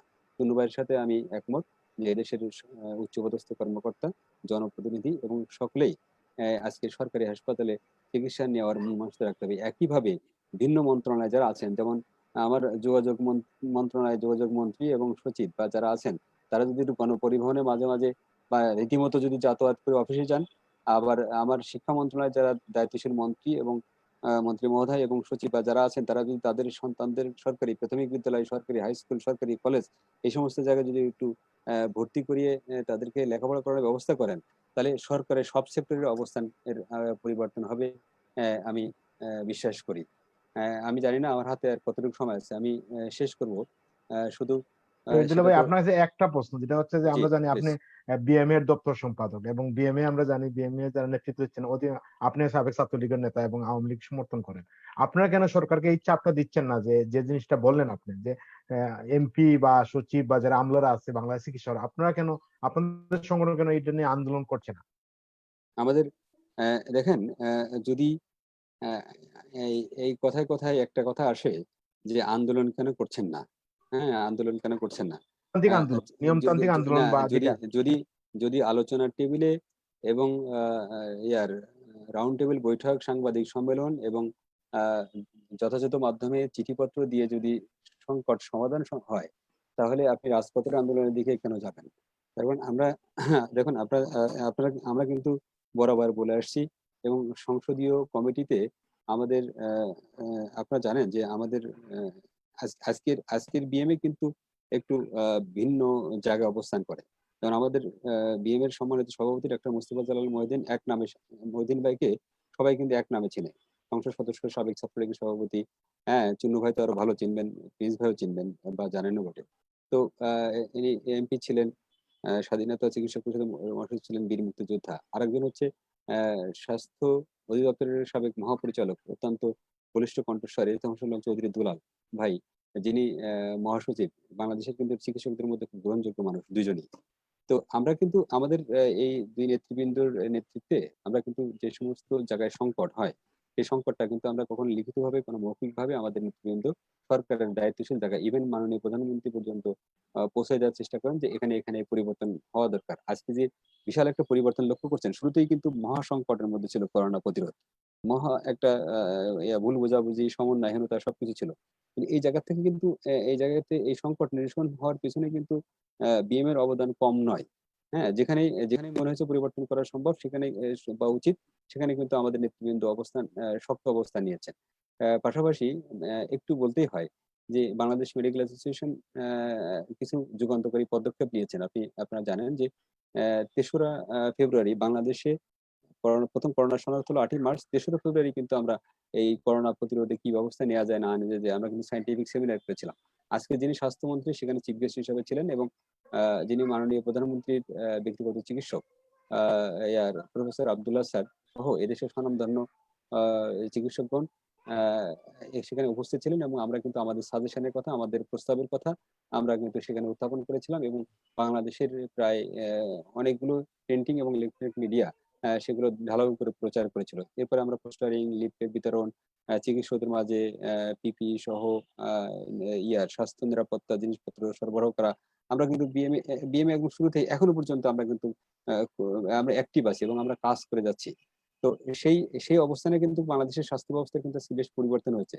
আহ, একজন সচিবকে সরানো, একজন ডিজি পরিবর্তন করা, দুর্নীতিবাজদের গ্রেপ্তার করা, হ্যাঁ এটা কিন্তু শুধুমাত্র আমি বলছি যে শুধুমাত্র বিএম এর অ্যাক্টিভিটিসের কারণে না।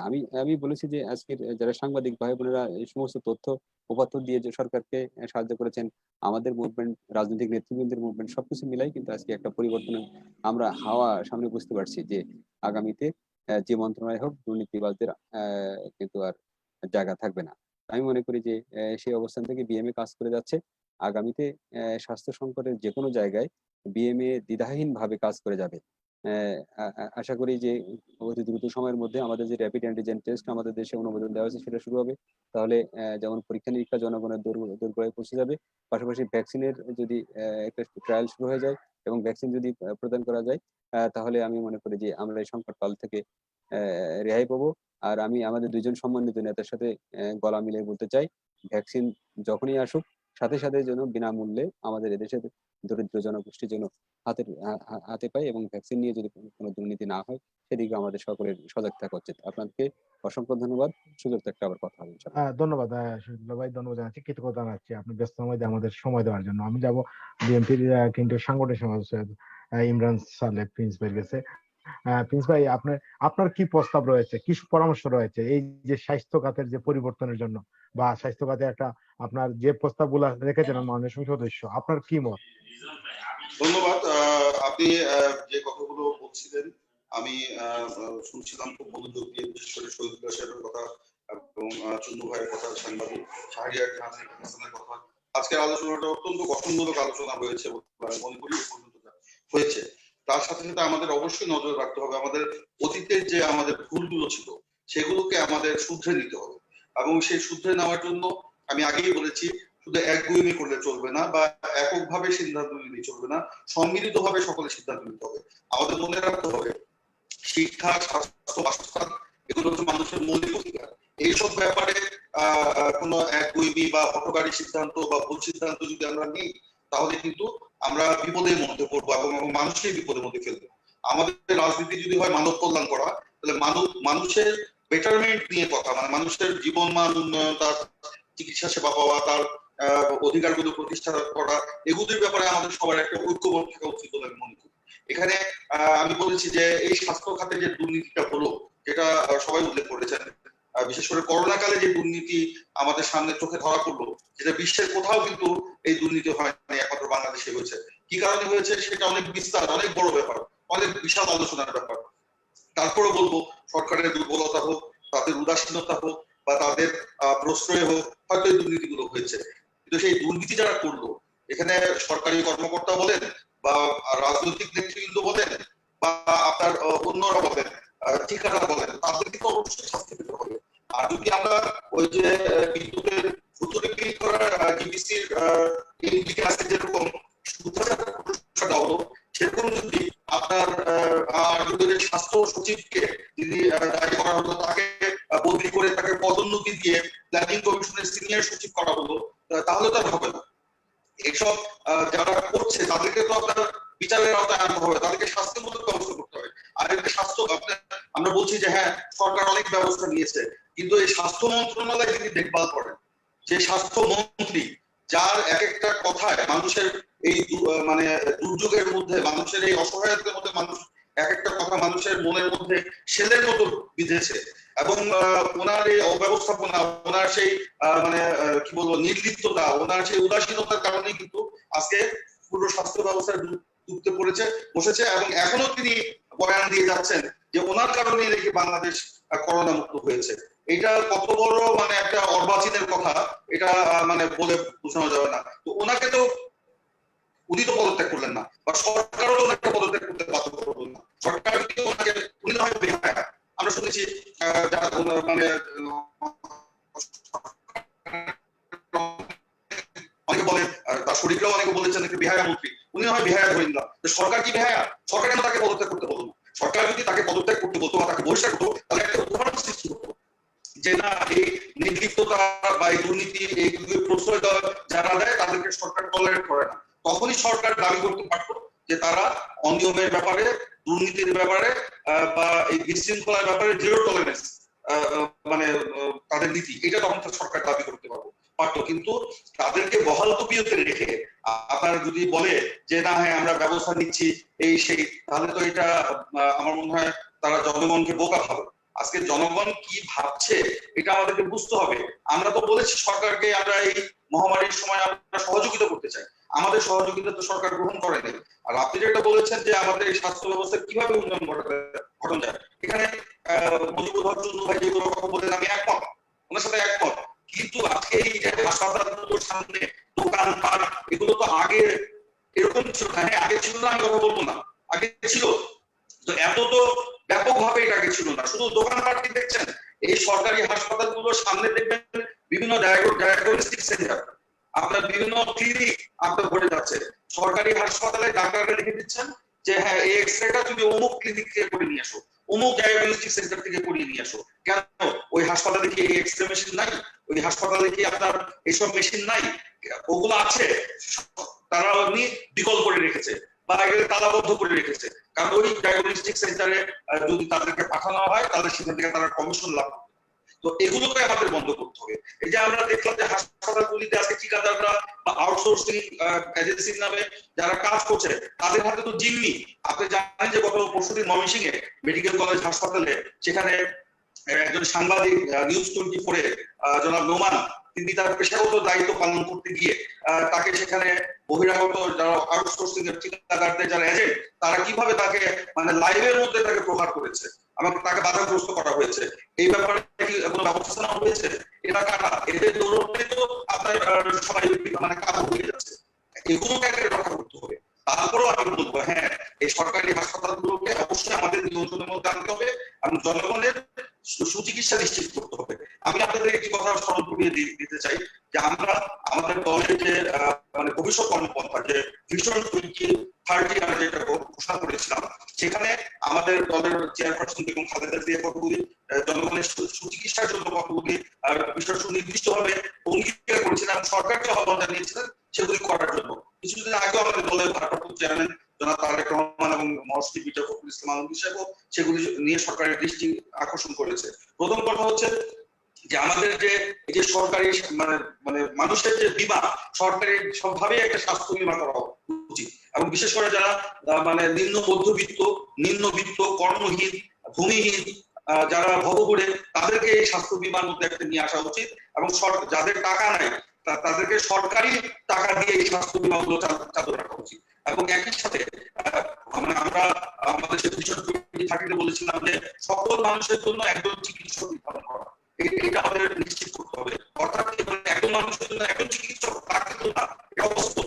আমরা বলেছিলাম একজন চিকিৎসকের সরকারি চিকিৎসকের আন্ডারে হয়তো 200 জন মানুষকে নির্ধারণ করা। ওই স্বাস্থ্য বীমা যারা থাকবে 200 জন মানুষ ওই একজন সরকারি চিকিৎসকের কাছে আগে যাবে, তার কাছ থেকে চিকিৎসা নিবে, তার কাছ থেকে বিনামূল্যে চিকিৎসা নিবে এবং তিনি কতগুলি ওষুধ আছে এগুলোকে বিনামূল্যে সেই রোগীদেরকে দিবে এবং বিনামূল্যে এইসব মানুষের আপনার হাসপাতালগুলিতে অপারেশন বলেন, এক্সরে বলেন বা অন্যান্য চিকিৎসা করাতে হবে। অবশ্যই এটা যারা নিম্ন আয়ের মানুষ তাদের জন্য, যারা একটু আপনার মধ্যবিত্ত মানুষ তাদের জন্য আমরা কম মূল্যে মানে স্বল্প মূল্যে আমরা এই বীমা বা এই চিকিৎসা ব্যবস্থা আমরা চালু করতে পারি।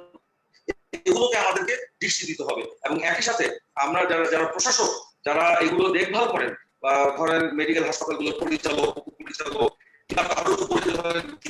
তার উপরে তারপরে সহকারী পিজি বা তার উপরে সচিব বা মন্ত্রী তাদেরকেও আপনার একটা জবাবদিহিতার মধ্যে নিয়ে আসতে হবে। তাহলে কিন্তু আমাদের এই স্বাস্থ্য ব্যবস্থা আমাদের উন্নতি ঘটানো সম্ভব। আর যেটা বলছেন যে আমাদের এই যে সাম্প্রতিক কালে যেগুলো আমরা দেখলাম এগুলোকে আমরা অবশ্যই আমাদেরকে মানে অভিজ্ঞতা হিসেবে আমাদেরকে দিতে হবে। আমাদের শুধু ভুলে গেলে চলবে না যে আমরা যে দিন চলে গেল যারা মারা গেছে। এখন এই কথা বলে চলবে না, আমাদের মনে রাখতে হবে এই যে একটি প্রাণ একটি পরিবারের কাছে অত্যন্ত গুরুত্বপূর্ণ। সরকারের কাছে হয়তো সেটা একটা সংখ্যা, কিন্তু একটা মানুষ একটা পরিবারের কাছে একটা সমাজের কাছে অত্যন্ত গুরুত্বপূর্ণ। সেই মানুষকে রক্ষা করা আমার আপনার সরকারের সকলের দায়িত্ব, তাকে জীবিত রাখা সকলের দায়িত্ব। যেটা জীবিত থাকার একটা অধিকার, সেই অধিকারটা যেন আমি তাকে দিতে পারি এবং সেই মন মানসিকতা নিয়ে আমাদের চলা উচিত। হ্যাঁ আমরা অতীতে সরকারি ছিলাম, আমাদের অনেক দুর্বলতা থাকতে পারে, ছিল, অস্বীকার করবো না, কিন্তু গত 12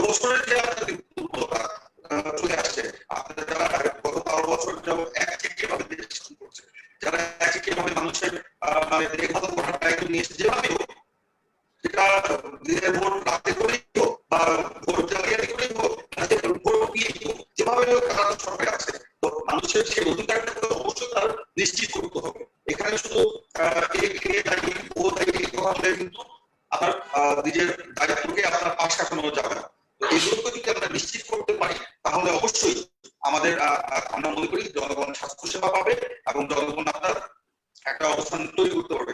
এখানে চুন্নু ভাই একটা সুন্দর প্রস্তাব দিয়েছে, আমি ওনার সাথে একমত যে বাংলাদেশের প্রত্যেকটা নাগরিক এবং একই সাথে সরকারি আমলা বলেন, সামরিক বাহিনী বলেন, আপনার পুলিশ, বিডিআর বলেন বা রাজনীতিবিদ বলেন, এমপি বলেন, সবাই আমরা হঠাৎ করে যে আমরা হাঁচি কাশি হলেই আমরা বিদেশে চলে যাই, এই জিনিসটা বন্ধ রাখতে হবে। এই জিনিসটা বন্ধ করতে হলে একদিকে আমাদের বাংলাদেশেই বিশ্বমানের চিকিৎসা ব্যবস্থা রাখতে হবে, একটা সুস্থ চিকিৎসা ব্যবস্থা যেরকম রাখতে হবে সেরকম আমরা একটা বাইন্ডিংস দিয়ে দিতে হবে যে হ্যাঁ একটা রোগী যেটা বাংলাদেশের চিকিৎসা করা সম্ভব না সেভাবে বিদেশে যে চিকিৎসা করাতে পারবে, সেই জন্য একটা মেডিকেল বোর্ড হতে পারে, সেই মেডিকেল বোর্ডের সুপারিশ অনুযায়ী সে বাইরে যেতে পারবে। কিন্তু আমার কাছে হলে আমি ঘুরে সিঙ্গাপুর চলে গেলাম, আমি ব্যাংকক চলে গেলাম, কিংবা আমেরিকা চলে গেলাম, আমি চোখের অপারেশন করার জন্য লন্ডন চলে গেলাম, সেটা তো হবে না। সেই কারণে আমাদের দেশে যেরকম সুচিকিৎসা, বিশ্বমানের চিকিৎসা নিশ্চিত করতে হবে এবং একই সাথে এই সুচিকিৎসা নিশ্চিত করার পরে আমাদের এই একটা বাইন্ডিংস দিয়ে দেওয়া উচিত যে না আমরা ইচ্ছা করলে আমরা বাইরে যাবো, তাহলে আমরা দেখবেন দেশের চিকিৎসা ব্যবস্থা কিন্তু একটা সহজ হবে। এখন যখন একজন এমপি কিশোরগঞ্জে যখন চুন্নু ভাই একজন এমপি, তার একটু অসুস্থ হলো, সে যদি কিশোরগঞ্জ সরকারি হাসপাতালে চিকিৎসা নেয় তার দেখা দেখে আরো 10 জন কিন্তু সেখানে চিকিৎসা নেয়।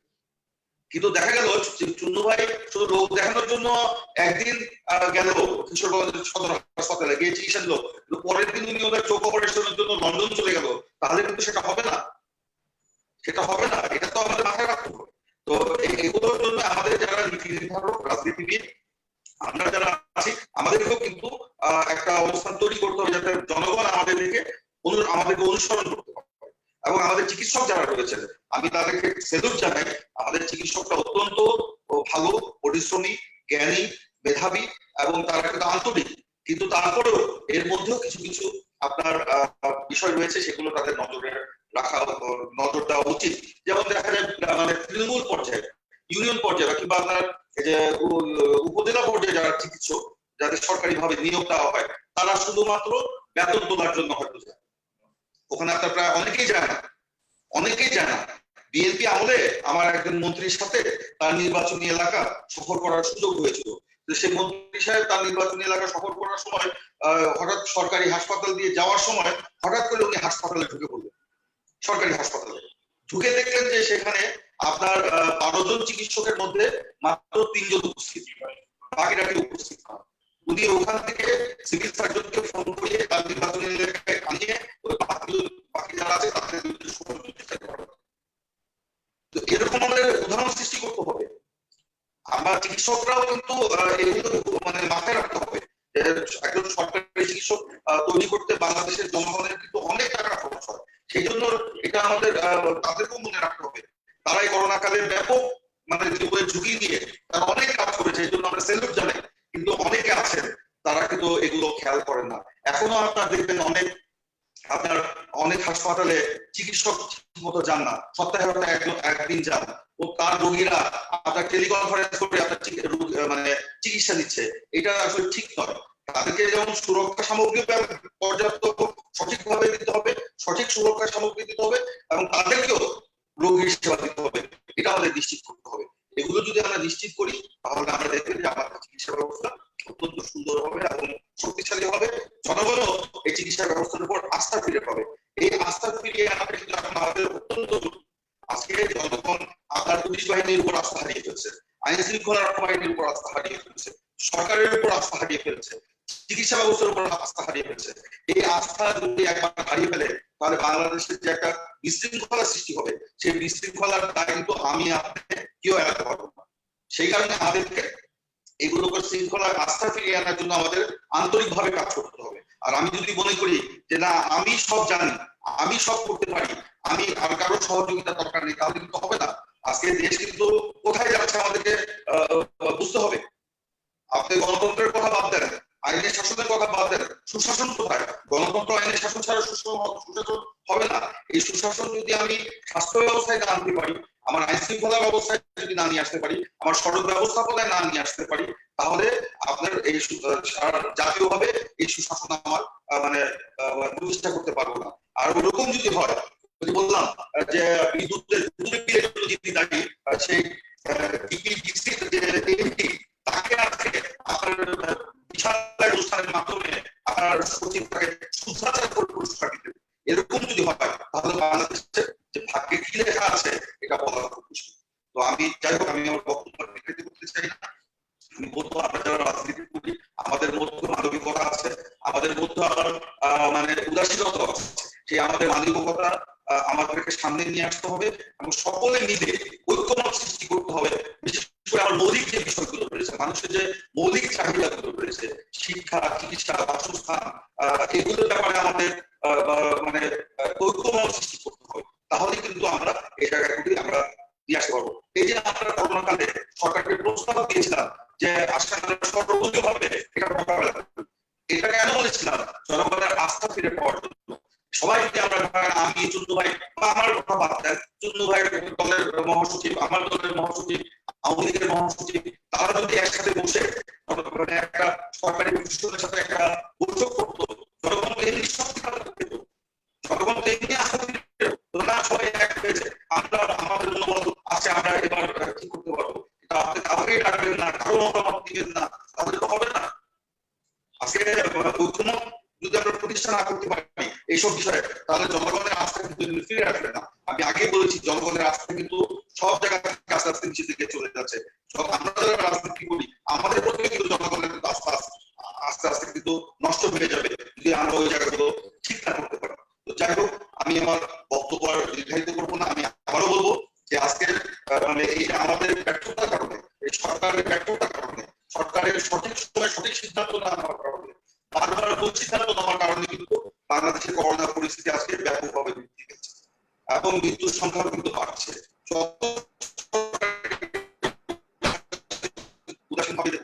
আসলে মানুষ কিন্তু আক্রান্ত হচ্ছে, মানুষ কিন্তু মৃত্যু বলে ফেলছে। এই প্রত্যেকটা মানুষের মৃত্যুর জন্য কিন্তু আমরা আমাদেরকে দায়ী করবো, এটা আমরা মনে রাখতে হবে। সেই কারণে আমি বলবো যে এখন যে ভ্যাকসিন কথা হচ্ছে নভেম্বর ডিসেম্বরে আসবে, সেই ভ্যাকসিনের নভেম্বর ডিসেম্বরে আসবে, সেপ্টেম্বর মাস শুরু হয়েছে। এখন থেকে আমাদের লাগু করে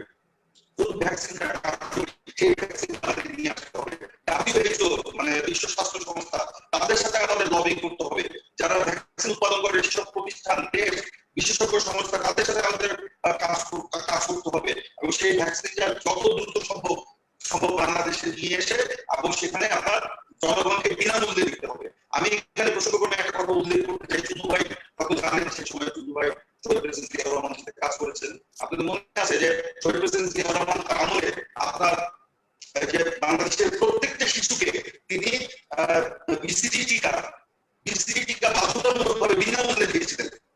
প্রত্যেকটা শিশুকে কেন দিয়েছিলেন?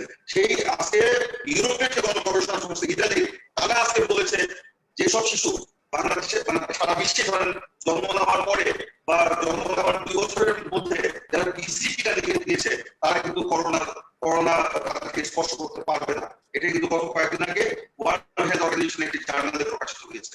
তো সেরকমই যে সেরকমই আমরা যদি সেজন্য সেরকমই যদি আমরা বিনামূল্যে, আমি মনে করি শহীদ প্রেসিডেন্ট জিয়াউর রহমান যখন বিনামূল্যে সমস্ত শিশুকে বিসিজি টিকা দিয়েছে, এটা আমি মনে করি সেটা হচ্ছে বিনিয়োগ, রাষ্ট্রের বিনিয়োগ হচ্ছে একটা শিশুর প্রতি একটা করা হলো।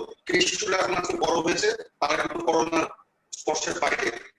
এরকম এই টিকা পাওয়ার অধিকারও কিন্তু বাংলাদেশের প্রতিটি নাগরিকের রয়েছে এই করোনা টিকা।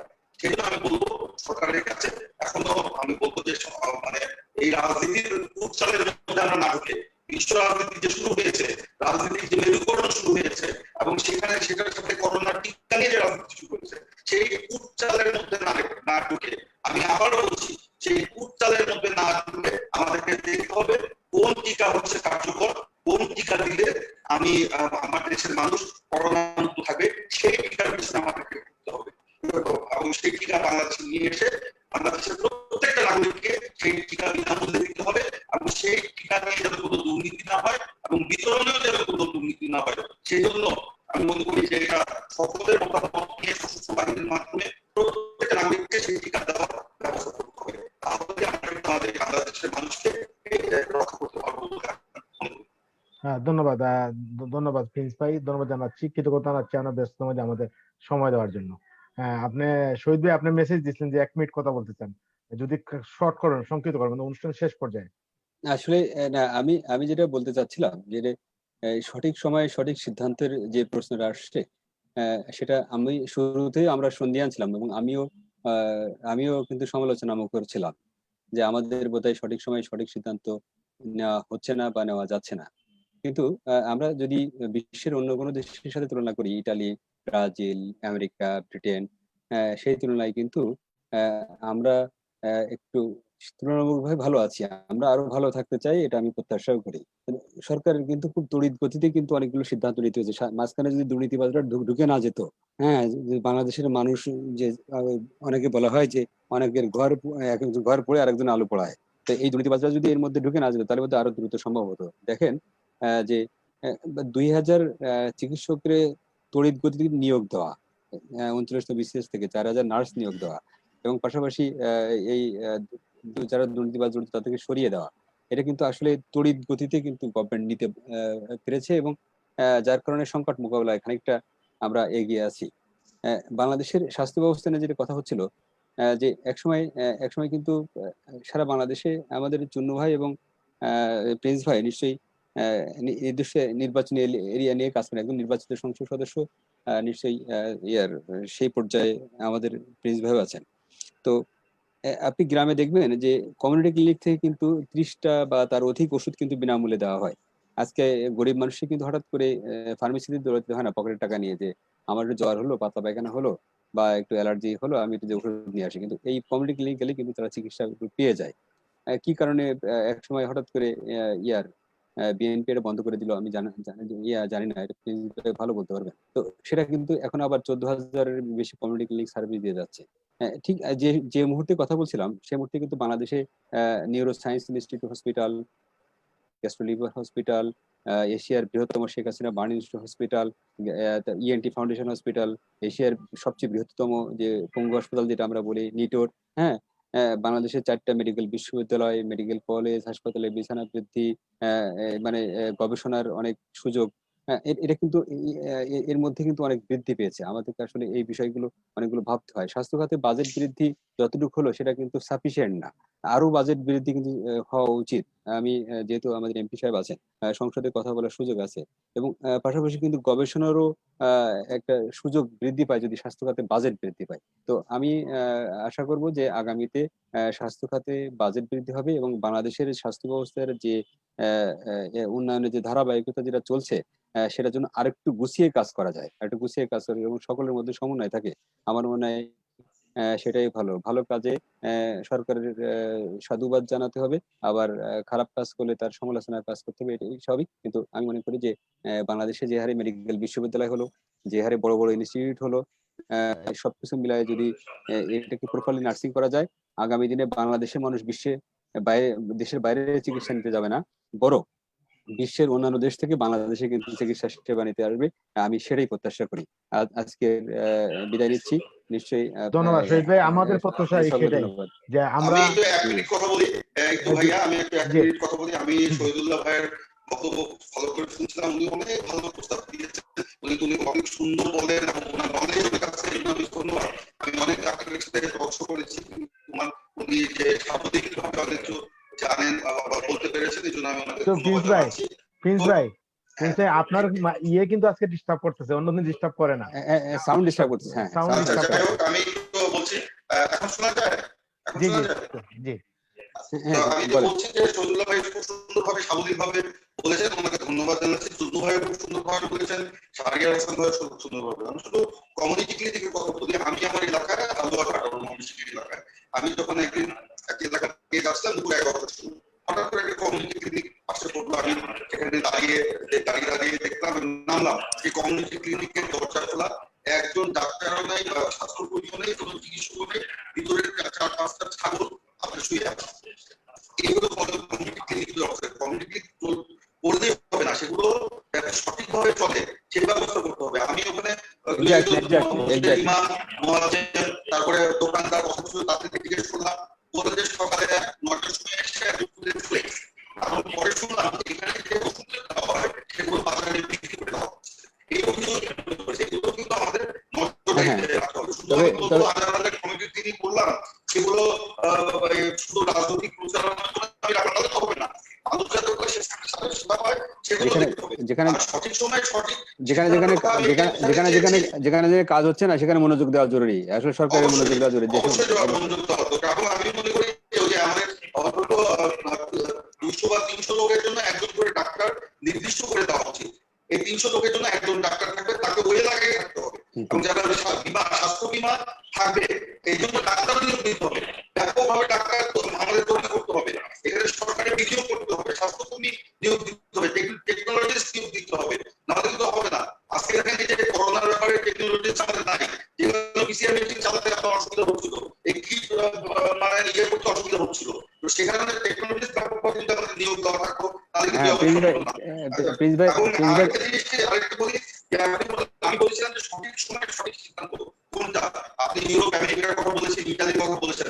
ইউরোপ আমেরিকা ইতালি আমাদের আগে কিন্তু আক্রান্ত হয়েছে, কিন্তু বাংলাদেশ কিন্তু প্রায় 3 মাস সময় পেয়েছে। এই 3 মাসের মধ্যে যদি আমরা ব্যবস্থাপনাটা ঠিক করতে পারতাম, ডাক্তারদেরকে যদি আমরা সঠিকভাবে প্রশিক্ষণ দিতে পারতাম, তাদের সুরক্ষা সামগ্রী যদি আনতে পারতাম, পিসিআর মেশিন যদি আনতে পারতাম, স্বাস্থ্যকর্মীদের কিন্তু আমরা প্রশিক্ষিত করতে পারতাম, টেকনোলজি যদি নিয়োগ দিতে পারতাম, তাহলে কিন্তু আমরা এরকম একটা অসুবিধার মধ্যে পড়তাম না। আর একটা কথা হলো ভুল সিদ্ধান্ত কোনটা বলেছি, এই যে সরকার 3 মাস সাধারণ ছুটি ঘোষণা করলো, এই সাধারণ ছুটি বেসিক্যালি কোনো কাজে আসে, মানুষ একটা উৎসবমুখর পরিবেশে মনে হয় গ্রামের বাড়িতে চলে গেল এই সাধারণ ছুটি উপভোগ করার জন্য, কিন্তু এটা দেওয়া হচ্ছে 3 মাস কোনো কাজে আসে। এটা উচিত ছিল 2 মাস একটা কঠোর লকডাউন দেওয়া, এবং সেই লকডাউন কার্যকর করার জন্য সকলের ঐক্যমত্যের ভিত্তিতে একটা ব্যবস্থা নেওয়া। এখানে রাজনৈতিক দল, এখানে সেনাবাহিনী, পুলিশ, বিডিআর, আনসার, গ্রাম প্রতিরক্ষা বাহিনী আনসার যারা রয়েছে, তারা রাজনৈতিক দল, সকল রাজনৈতিক দলের কিন্তু তারা যদি কাঁধে কাঁধ মিলিয়ে যদি কাজ করতো এবং একই সাথে নিম্ন আয়ের মানুষকে যদি আমরা মাসে 5,000 টাকা করে দিয়ে 30 কেজি চাল করে দিয়ে যদি আমরা দিতে পারতাম, তারা কিন্তু করে থাকতো। কিন্তু আমরা সেই ব্যবস্থা করতে পারিনি। ছোট ছোট উদাহরণ দিলাম, এই দুইটা আমি বোঝাতে চেয়েছি। একটা হলো সরকার সঠিক সময়ে সঠিক সিদ্ধান্ত নেয়, আর একটা হলো ভুল সিদ্ধান্ত। এই দুইটা এরকম কিন্তু অনেক ভুল সিদ্ধান্ত সরকার নিয়েছে। আমরা সরকারকে সহযোগিতা করতে চেয়েছি, কিন্তু সরকার তো আমাদের প্রস্তাবনে কর্ণপাত করেনি। আমি দেখছি বাংলাদেশ মেডিকেল অ্যাসোসিয়েশন বিএনও কিন্তু অনেক ভালো ভালো প্রস্তাব দিয়েছে, এমনকি সাথী মানে সরকার সমর্থকদের চিকিৎসকদের সংগঠন, সেই সংগঠনের সভাপতি সেক্রেটারি আমার কাছে আপনি বলেন আমি কোট করতে পারবো, তারা বিভিন্ন ভাবে সরকারকে কিন্তু উপদেশ দিয়েছে। এমনকি সরকার পরিষদে এথিক্যাল পরামর্শ কমিটি রয়েছে, তারাও সরকারকে যে আপনার পরামর্শ দিয়েছে, এটিতেও কিন্তু সরকার কর্ণপাত করেনি। এবং তারা এখনো বলছে এটা সবকিছু ওপেন করে দেওয়া হলো, এটা কার সিদ্ধান্ত দিয়েছে? ওদের এথিক্যাল কমিটি কিন্তু এখনো এটার মানে বিরোধিতা করে যাচ্ছে। মোস্তাক আহমেদ, ডাক্তার মোস্তাক সাহেব, ডাক্তার সাবেক দিয়ে আপনার সরকারি একটি প্রতিষ্ঠানের উপদেষ্টা, তিনি বলছেন, সাচিবের সভাপতি বলছেন, সেক্রেটারি বলছেন, বিএমএর মহাসচিব বলছেন, কারো কথা কি সরকার কর্ণপাত করেছে? আমরা কিন্তু বলি না আমরা এই সময় এসে আমরা চেয়েছি সরকারকে সহযোগিতা করতে। এদের সবার কথা যদি সরকার শুনতো, শুনে একটা ভালো সিদ্ধান্ত নিতে পারতো, কিন্তু কারো কথা একটা সরকার কর্ণপাত করে না। এখন সহযোগিতার মতো লোক যদি একটা ভালো প্রস্তাব দেয়, অবশ্যই আমাকে আন্দোলন নিতে হবে, অবশ্যই আমাদের আন্দোলন নিতে হবে, তাহলে কিন্তু আমরা ভালো একটা ব্যবস্থা গড়ে তুলতে পারবো। তো যাই হোক, অনেক বিতর্ক হয়েছে, আমরা বিতর্কের মধ্যে যেতে চাই না। প্রিন্স ভাইয়ের বক্তব্যের সাথে আসলে আমি একটু যোগ করতে চাই। উনি দারুণ একটা কথা বলেছেন, কিন্তু রূপক দা সুন্দর একটা কথা বলেছেন যে মেডিকেল টেকনোলজিস্ট কিন্তু সাফিসিয়েন্ট না বাংলাদেশে। টেকনোলজিস্ট এবং টেকনোলজির ব্যবহার এটা যদি উন্নত না করা যায়, তাহলে রোগ নির্ণয় কিন্তু ভালোভাবে হয় না, আবার চিকিৎসা সুন্দর। আসলেই প্রিন্স ভাই দারুণ একটা পয়েন্ট বলেছেন যে বাংলাদেশে সাফিসিয়েন্ট ডাক্তার নার্সের পাশাপাশি মেডিকেল টেকনোলজিস্ট এবং তাদের উপযুক্ত প্রশিক্ষণ, টেকনোলজির ব্যবহার এটা কিন্তু নিশ্চিত করা জরুরি। Thank you. ধন্যবাদ জানাচ্ছি প্রিন্স ভাই এবং শহীদুল্লাহ ভাই। ধন্যবাদ। অনুষ্ঠানের একবারে শেষ পর্যায়ে আমি যাবো আমাদের মাননীয় সদস্য জনাব মুজিবুল হক চুন্নু ভাইকে। চুন্নু ভাই, আমরা দেখতে পাই বিশেষ করে আমরা যারা ইউরোপ বা আমরা এই সব দেশে আপনার চিকিৎসা ব্যবস্থা অনেক উন্নত। আমাদের দেশে আপনারা যারা যারা সংসদ সদস্য কাজ করছেন, আপনারা, আমার একটা প্রস্তাব আমি ব্যক্তি বলতে পারি যে যেটা হচ্ছে বাংলাদেশ চিকিৎসা ব্যবস্থা দেখতে পাই যে একটা লোক এক এক ডাক্তার কাছে যায়, এক এক ডাক্তার একটা প্রেসক্রিপশন দিয়ে দেন, ওষুধ খান, আবার এক ডাক্তার চেঞ্জ করেন। উনাদের যে রোগের আমাদের এই দেশ এইসব দেশের ডাটাবেস কালেকশন করা হয়। আমার আজ থেকে 20 বছর আগে কি হয়েছিল, আমার ডাক্তারের, আমার যে ফ্যামিলি ডাক্তারের কম্পিউটার আছে। বাংলাদেশে এরকম একটা ব্যবস্থা করা যায় কিনা? আপনি একজন মাননীয় সংসদ আইন প্রণেতা, এবার কি বলবেন, কি করা যায়, কি আজকে অনুষ্ঠানের শেষ পর্যায়ে আপনার কি পরামর্শ দেবে সরকারের প্রতি? অনেক আলোচনা হলো। জি। আসলে আপনি যে কথাটা এখন বললেন, আপনি যেখানে আছেন সেইখানে অবস্থার সঙ্গে আমাদেরকে কম্পেয়ার করাটা যুক্তিযুক্ত হবে না। না, আমি কম্পেয়ার আমরা করতেছি না। না হ্যাঁ, আপনি চুন্নু ভাই কম্পেয়ার কম্পেয়ার করছেন করতেছি যে না, কিন্তু এরকম আমরা এরকম সব করতে পারি করতে কেন? পারি। জি আমরা জি তাদের চেয়ে কিন্তু মানে বছর পিছিয়ে আছি। আপনি একটা জিনিস তো আপনি খেয়াল করবেন, এখন আমি একটু অন্যভাবে কথাটা বলি। বাংলাদেশটা মাত্র 54 বর্গ মাইল একটা দেশ, 160-70 মিলিয়ন পিপল, ছোট্ট একটা দেশ। এখানে 17 কোটি মানুষ। সেই মানুষকে তো আমাদের প্রথমে চিন্তা করতে, সেই মানুষগুলি খাদ্য, প্রথম চিন্তা করতে খাদ্য। আপনি দেখেন, আমি সাকসেসের কথা বলি। আমি এতক্ষণ আমাদের আলোচকরা তো বললেন অনেক সমালোচনা, আমি এখন একটা জিনিস আসি। 1970 সালে বা 71 সালে যখন আমরা মুক্তিযুদ্ধ করি, তখন বাংলাদেশের মানুষ ছিল 7 কোটি। বাংলাদেশের মানুষ অভাব ছিল, খাদ্যের অভাব। আমি নিজে ফিল করেছি। মানুষ খাদ্যের জন্য মানে 3 বেলা খেতে পেত না, 1 বেলা খেত, কুচু কুচু খেত। আর স্বাধীনের আজকে 50 বছর পর এই মানুষ 17 কোটি। এখন বাংলাদেশে কিন্তু খাদ্যের অভাব নাই, এটা মনে রাখবেন, খাদ্যের অভাব নাই। আমরা কিন্তু অনেক সাকসেস। যে দেশে 7 কোটি মানুষ থাকা অবস্থায় খাদ্যের অভাব ছিল, আজকে 17 কোটি মানুষ, জায়গা কমছে কিন্তু খাদ্যের অভাব নাই। আমরাই জাতি, আমাদের কৃষকরাই, আমাদের কৃষিবিদদের সহযোগিতায় আমরা কিন্তু 3 গুণ 4 গুণ ফসল ফলিয়ে আমরা খাদ্য এখন স্বয়ংসম্পূর্ণ। আমরা এমন একটা দেশ যে দেশে মানুষের কাপড় ছিল না। আমি ঢাকা বিশ্ববিদ্যালয়ে যখন পড়ি তখন গুলিস্তান, এটাকে বলে কার্টন মার্কেট, পুরোনো কাপড় কিনে এনে আমরা ওয়াটার করে পড়তাম। আজকে বাংলাদেশে কিন্তু পুরোনো কাপড় না, ইউরোপ আমেরিকাতে কিন্তু আমরা এক্সপোর্ট করি, সেকেন্ড লার্জেস্ট এক্সপোর্টার। এটা আমাদের অর্জন। আমরা এই যে বললেন ইউরোপে মানে স্বাস্থ্য ব্যবস্থা এরকম, তাদের সমস্ত কিছু নক্ষদর্পণে, আমাদের নক্ষদর্পণে হচ্ছে। আমরা কিন্তু এই সরকার আমলে আমি অনেক সমালোচনা করি, কিন্তু এই সরকার আমলে অনেক অর্জন। কারণ এই অর্জনটা এটুকু বলবো যে আমাদের এই আপনার 30 বছর আগে, 40 বছর আগেও আমাদের গড় আয়ু ছিল মাত্র 45 বছর 47 বছর, এখন 72 বছর আমাদের গড় আয়ু। আমরা আমাদের পার ক্যাপিটা ইনকাম লন্ডনে 60 বছর রাখছিল 2 গুণ করতে, আমেরিকাতে রাখছিল 70 বছর। আমরা এই গত 20-30 বছরে আমাদের পার ক্যাপিটা ইনকাম 3 গুণের বেশি আমরা করতে পেরেছি। আমরা পারি না, পারবো, তবে আমাদের মধ্যে ব্যর্থতা আছে, আমাদের মধ্যে কারাপশন আছে, আমাদের মধ্যে সততার অভাব আছে। এই সমস্ত কারণে আমরা পিছিয়ে আছি। এগুলো আমাদের দায়িত্ব। এই যে বলছেন না, আমাদের ডাক্তার সাহেব বললেন যে এখন আজকে স্বাস্থ্য অধিদপ্তরে কারাপশনটা সম্মুখে আছে। না, কারাপশন সব জায়গায় আছে, শুধুমাত্র স্বাস্থ্য বিভাগ তা না, কারাপশন সব জায়গায় আছে। এবং কারাপশন পৃথিবীতেও সব দেশে আছে, আমেরিকা ইউরোপেও আছে, কম। আমরা আমাদের দেশ থেকে কারাপশন নির্মূল করতে পারবো তা না, কিন্তু আমরা যদি চাই তাহলে কমাতে পারবো। আমাদের স্বাস্থ্য বিভাগের কারাপশনটা আমি বললাম যে সিস্টেমে আছে, সেখানে ওই যে আমাদের বিএমএ ডাক্তার সাহেব বলছেন যে সচিব চেঞ্জ হয়েছে, ডিজি নো, সচিব চেঞ্জ আর ডিজি চেঞ্জ হলেই যে হবে, কারণ সচিবকে তো আরেক সচিবই আসবে, সে তো একই ক্যাডারে। ও ডিজি সাহেবকে তো একজন প্রফেসর আবুল কালাম আজাদ খুব ভালো মানুষ, আমি তাকে চিনি, যোগ্য মানুষ, তিনি গিয়ে আরেকজন আসছেন, তিনিও তো ভালো মানুষ। আসলে করাপশনটা কিন্তু সিস্টেমের উপরে, সিস্টেমটা এরকম যে কোন ডিজি, স্বাস্থ্য বিভাগের ডিজি, আমি আবুল কালাম আজাদ সাহেবকে চিনি, এর আগে দিন মোহাম্মদকে চিনতাম, অনেকে চিনি, কোন ডিজি করাপশন করে 1000 কোটি টাকা আর্ন করেছে এই প্রমাণ নাই। কিন্তু স্বাস্থ্য অধিদপ্তরের একজন কেরানি, তার স্ত্রী 1500 কোটি টাকা মালিক হয়ে যায়। আপনার এই স্বাস্থ্য অধিদপ্তরের এই যে মিঠু, সে হাজার কোটি টাকা মালিক হয়ে যায়। কিভাবে? এটা আসলে আমাদের সিস্টেমটাই এরকম।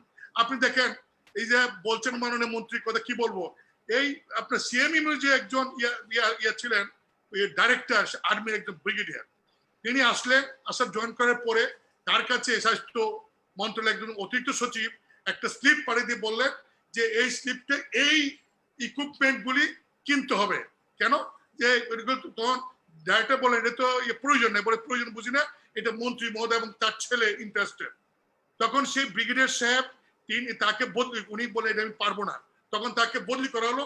সেই প্রতিবাদে তিনি একটা চিঠি লিখলেন স্বাস্থ্য সচিবকে যে আমি এই কাজ করতে বলছিল, করতে পারি না, আমাকে বদলে করা হয়েছে। এই চিঠিটা আমি পার্লামেন্টে স্পিকারের সামনে সেখানে আমি পাঠ করছি। এখন এই যে হ্যাঁ, আমাদের কোভিড কে কেন্দ্র করে অনেক সাকসেস এখন আছে। সেই সাকসেস গুলি আমরা এত সমালোচনা করার পরে, স্বাস্থ্যমন্ত্রী সমালোচনা করার পরে প্রধানমন্ত্রী মাননীয় তিনি ডাইরেক্ট হস্তক্ষেপ করেছেন। প্রধানমন্ত্রী হস্তক্ষেপ করার ফলে এই কিছু বিষয় এখন কিন্তু আমরা সাকসেস দেখতে পাচ্ছি। আমি বলেছিলাম পার্লামেন্ট স্বাস্থ্যমন্ত্রীকে যে আপনি পুলিশ সাহেবের কাজ কি, এই যে ডাক্তার সাহেবরা কাজ করতেছে রাত দিন, ওই যে আপনার এই নার্সের কাজ করতেছে, মারা যাচ্ছে, আপনি একবার ঢাকা মেডিকেলে যান, ডাক্তারদের সঙ্গে মিশেন, বলেন ইয়েস ডাক্তার নার্স তোমরা কাজ করতেছো, আমি আসছি, আমি মন্ত্রী, আমি তোমাদের সঙ্গে আসছি। আপনি রুগীর সঙ্গে আলাপ কথা বলেন, আপনি পিজির যান, ডাক্তার সাহেব মিটিং করেন, ইয়েস আপনার কাজ করতেছেন, রিকগনিশন দেন। আমি বলছিলাম উনি সন্দেহের ভিতরে বসে আছে, আসল সিন্ধুকিতে বসে আছে। আজকে পর্যন্ত ওনাকে কোন হাসপাতালে ডাক্তার এবং রুগীর কাছে নিতে পারলাম না। আমি তো যাচ্ছি, আমি তো আমার এলাকায় ওই কোভিড রুগী আছে, আমার ডাক্তারের সাথে মিশতেছি, কথা বলতেছি, হাসপাতালে যাচ্ছি, ঢাকা মেডিকেলে যাচ্ছি, বিভিন্ন হাসপাতালে যাই। উনি কেন যাবেন না স্বাস্থ্যমন্ত্রী? আসলে যিনি মানে একটা ডিপার্টমেন্টের কর্ণধার, তার কাজ করতে হয় না, তাকে ইন্সপিরেশন দিতে হয়। একজন পলিটিশিয়ান যে মন্ত্রী হয়, কাজ করে যে আমলা আছে, বহু লোক আছে, পলিটিশিয়ানের কাজ হলো এই যারা কাজ করে মাঠে তাদেরকে উৎসাহিত করা। সেই উৎসাহের কাজটা আজকে পর্যন্ত আমি স্বাস্থ্যমন্ত্রীকে দেখলাম না। ইভেন লাস্ট ইয়ারে যখন ডেঙ্গু আরম্ভ হইল, তিনি সব পরিবারের মানুষ গিয়ে বসে থাকলেন। এই যদি স্বাস্থ্যমন্ত্রীর অবস্থা কি হবে? যেটুকু হচ্ছে আমাদের প্রধানমন্ত্রীর উদ্যোগে এবং আমাদের ডাক্তার সাহেবদের উদ্যোগে। আর তারপরে আরো অনেক বিষয় আছে, অনেক বিষয়গুলো, কারণ এগুলি যদি বলি তাহলে আপনার অনেকে অনেক রকম। আমি একটু বিদায় নিতে চাই, আমার একটা প্রোগ্রাম আছে ভাই। আল্লাহ হাফেজ, কিছু মনে করেন না, বিদায় নিলাম। এখন বিষয়টা হলো যে আসলে সমস্ত বিষয় আমরা এখন শুধু সমালোচনা না, সমালোচনা যেমন প্রিন্স সাহেব বলছেন যে কমিউনিটি ক্লিনিক, না কমিউনিটি ক্লিনিক কাজ করে। আমি আমার এলাকার কথা বলবো, আমি আমার এলাকার কমিউনিটি ক্লিনিক আমি দেখছি কাজ করে, তবে ডাক্তার সাহেবরা থাকেন না, এটা ঠিক। যেমন আমার এলাকায় যখন এই কয়েক বছর আগে নাসিম সাহেবের সময় প্রায় 7,000 মতো ডাক্তার নিয়োগ করেছিলেন, তখন আমার দুইটা উপজেলা করিমগঞ্জ এবং তারাই, করিমগঞ্জে 28 জন ডাক্তার, তারাইলে 23 জন ডাক্তার। 6 মাস পরে দেখলাম যে করিমগঞ্জে মাত্র 5 জন ডাক্তার, তারাইলে 3 জন ডাক্তার। আমি পার্লামেন্টে বলছিলাম যে আমি জিজ্ঞাসা করেছিলাম তখন সিভিল সার্জনকে এবং এই আপনার ডিজি স্বাস্থ্যকে, যেমন ডাক্তার সাহেবের গেল কই 20% ডাক্তার। আমি ওই ডাক্তার সাহেবের মিটিং করছি, ইয়ং ডাক্তার সবাইকে আমি ইন্সপায়ার করছি যে আপনারা আসছেন কাজ করে, এই দেশের সন্তান, আপনাদের কোনো সমস্যা আমরা দেখবো, আমরা হেল্প করবো। ডাক্তার সাহেব নাই, কোথায়? বলো যে অ্যাটাচমেন্টে। কোথায় অ্যাটাচমেন্টে? বলো যে ডিস্ট্রিক্ট হেডকোয়ার্টারে, এই ডিজি অফিসে। আমি বললাম আমার এলাকার করিমগঞ্জের একজন ওই অ্যানেস্থেসিস্ট পোস্ট হয়েছিল, একটা অ্যানেস্থেসি মেশিন আছে, চালান লোক নাই। ডাক্তার সাহেব কোথায়? এখানে পোস্টিং আছে, বলে আছে, কিন্তু উনি কিশোরগঞ্জে। কেন? অ্যাটাচমেন্টে। ওইখানে কি অ্যানেস্থেসিস্ট নাই? আছে, তাহলে ওই সিভিল সার্জন নিয়ে গেছে, কেন? উনি থাকতে চান না। এই আমাদের কিন্তু এখানে মানসিকতা একটা বিষয় আছে, আমাদের ইয়াং ডাক্তার সাহেবের উপরে থাকতে চান না। অনেকে বলেন যে ফেসিলিটি, নো, সুযোগ সুবিধা কিন্তু সবগুলি যখন যাবেন তখন মানে আপনার অবকাঠামো সব গড়ে উঠবে। এরশাদ সাহেবের সময় যখন প্রথম উপজেলা করা হয় তখন কিন্তু ইউনিয়নের বসবার কোনো জায়গা ছিল না, গাছের নিচে বসতো, বিল্ডিং ছিল না। তারপরে যখন তারা কাজ আরম্ভ করলো, পরবর্তী সময় বিল্ডিং হয়েছে, জমজমাট এখন।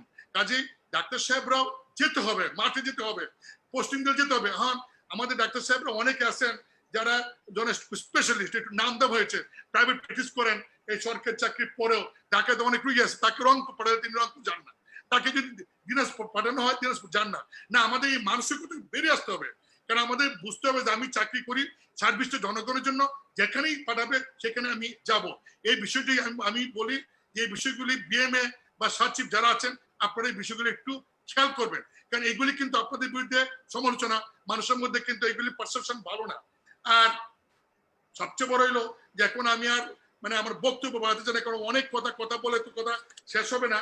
কিন্তু আমাদের বড় কথা হলো আমাদের এই করাপশনের বিষয়টা, এটা এই যে স্বাস্থ্য অধিদপ্তরই বলেন আর অন্যান্য জায়গায় বলেন, সেগুলি আমি প্রস্তাব করবো সরকারকে যে পদ্ধতিগত চেঞ্জ। যেমন আগে টেন্ডার হইতো, টেন্ডার কিন্তু টেন্ডার বাক্সে সবাই গিয়া ওই আপনার নিয়ে আসতো, এখন ই টেন্ডার হওয়াতে কিন্তু করাপশন অনেক কমছে। ঠিক এইরকম ভাবে স্বাস্থ্য অধিদপ্তরে যে সমস্ত পার্চেজ হয় ওই আপনার সিএমএম থেকে যে সমস্ত পারচেজ হয় এইগুলি যদি এই সিস্টেমের মধ্যে চেঞ্জ আনা যায় তাহলে করাপশনটা কিন্তু বন্ধ হবে। কারণ সিস্টেম চেঞ্জ না করলে করাপশন বন্ধ করা যাবে না। যে মানুষগুলি করাপশনের মধ্যে নিমজ্জিত তাদেরকে করাপশন তো দূর করা যাবে না। কাজে এই মানুষগুলিকে তো আর ফেলে দেওয়া যাবে না, তাদেরকে রেখে সিস্টেম এমন করতে হবে ইচ্ছা করলে করাপশন করতে পারবে না। ওইরকম সিস্টেম আমাদের মনে হয় যে যদি আমরা করতে পারি তাহলে করাপশন আমরা বন্ধ করতে পারবো।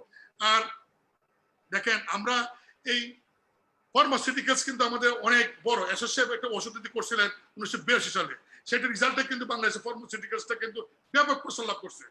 প্রবলেম হয়ে গেছে আমরা যখন এই বিভিন্ন উপজেলা যাই গিয়ে দেখি ওই বিভিন্ন ফার্মাসিউটিক্যাল কোম্পানি রিপ্রেজেন্টেটিভরা ইভেন ঢাকা মেডিকেল কলেজের সামনে আপনি যা দেখবেন কয়েকশো না কয়েক হাজার মোটরসাইকেল কি এর লোক দাঁড়াইছে ফার্মাসিউটিক্যালস এর কোম্পানি রিপ্রেজেন্টেটিভ।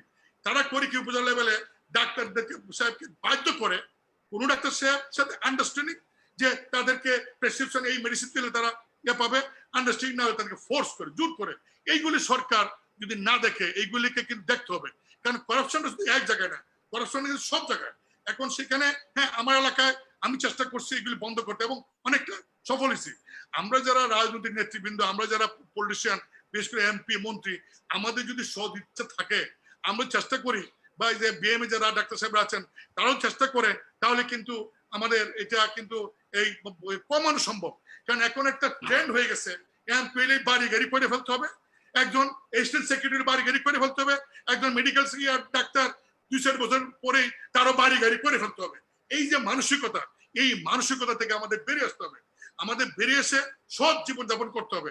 কারণ এখন গভর্নমেন্টে এই যে বেতন স্কেল করছে, সেই বেতন স্কেল একজন সরকারি অফিসার কর্মচারী মোটামুটি ভাবে কিন্তু আমি মনে করি মানে প্রধানমন্ত্রী শেখ হাসিনা আগের বেতন যে 3 গুণ বেতন বৃদ্ধি করেছেন, এখন যে বেতন সেই বেতনে কিন্তু সম্মানজনক ভাবে মোটামুটি চলে যায়, সেখানে কিন্তু করাপশন করতে হয় না। কিন্তু আজকে আপনি ঢাকা শহরের সমস্ত ফ্ল্যাট, সমস্ত গাড়ি আপনি একটা একটা চেক করেন, দেখেন এগুলি মালিককে, কয়জন মালিক পলিটিশিয়ান আর কয়জন মালিক আপনার আমলা বা অন্যান্যরা। আপনি দেখবেন খুব অনেক আমলা আছেন যারা বলবেন তাদের ছেলেমেয়েরা থাকে কোথায়, বিদেশে লেখাপড়া করে, কোথায় লন্ডনে, কে আমার শালা আমার বাইক আছে, আমার শালি আছে ওরা নিয়ে গেছে, আমার ছেলে কালার আছে। সমস্ত আমাদের শালা শালিরা শ্বশুর বাড়ির ধনী, তাদের ছেলে মেয়েদেরকে বিদেশে লেখাপড়া করায়। আমরা শ্বশুর বাড়ি ধনী পাইলাম না যে আমাদের এই শালা সম্বন্ধীরা আমাদের বাচ্চাদেরকে লেখাপড়া করাবে। এগুলি কি? এগুলি আপনার সোর্স ধরবা। এখন প্রশ্ন রইল যে ধরবে কে? কারণ ধরতে গেলে তো যে হ্যান্ডস প্রয়োজন। এই যে আজকে মাননীয় প্রধানমন্ত্রী তার দলের অনেক অ্যারেস্ট করেছেন, দেখেন গিয়ে পারলে যে ওই উইদিন দ্য পার্টি প্রধানমন্ত্রীর উপরে প্রেসার দেবে কেন ধরলেন? কারণ এখন যদি এই মানে আমরা যদি সবাই এগিয়ে না আসি, পার্টির লোক, এমপি মন্ত্রী বা সমাজে যে সমস্ত বিদগ্ধজন, আমরা যদি সবাই করাপশনটাকে দূর করার জন্য দেশপ্রেমী উদ্বুদ্ধ এগিয়ে না আসি, তাহলে তো এইগুলি মানে এগুলি কমবে না। তাই আমি মনে করি আমরা যে যে অবস্থায় আছি, যে যেখানে আছি না কেন, সেইখান থেকে আমাদেরকে এই দেশপ্রেমী উদ্বুদ্ধ হয়ে ভালো কাজগুলি করার চেষ্টা করতে হবে। তো উনিতে আমরা নির্মূল করতে পারবো, কমাতে তো পারবো, কিন্তু কমাইতে যদি পারি তাও তো হয়। এই দেখেন এক ওসি সে মেরে ফেললো বহু লোক এই আপনার গুলি করে। এগুলি কি? এগুলি তো সমর্থনযোগ্য না। এবং এরকম অনেকে আছে, এরকম মানে বিভিন্ন ডিপার্টমেন্টের লোক এই যে সমস্ত কাজ করে, এগুলিকে আমি মনে করি যে খুব শক্তভাবে অ্যাকশন দেওয়া উচিত। আমি মাননীয় প্রধানমন্ত্রীকে বলবো যে আপনি অন্ধভাবে এই করাপশন যারা করে, হোক আপনার দলে হোক আরেক দলে, যেই হোক যেই থাকুক, তাকে আপনি কড়াভাবে শুধুমাত্র কিছু অ্যারেস্ট করবেন আর পিছনের যারা আছে তাদেরকে ধরবেন না, তাহলে হবে না। একদম জায়গা মতো হিট করেন, কিছু হিট করেন, কিছু মানে এই যারা নাকি খুব পাওয়ারফুল বা যারা নাকি এই খুব ইনফ্লুয়েন্সিয়াল এরকম লোক করাপশন যারা করে, কিছু ধরেন, কিছু মানে ধরে জেল ফাঁস দেন, দেখবেন যে অন্যরা তখন অটোমেটিক্যালি মানে করাপশনটা কমাবে। কারণ যখন দেখবে যে বিচার হয়, তখন দেখবে যে সাজা হয়, তখন দেখবে যে ইয়াস মুজিবুর রহমানের মতো এমপি কেও গভর্নমেন্ট ছাড়ে নাই, সেও জেলে গেছে, তখন কিন্তু অন্যরাও সাবধান হয়ে যাবে।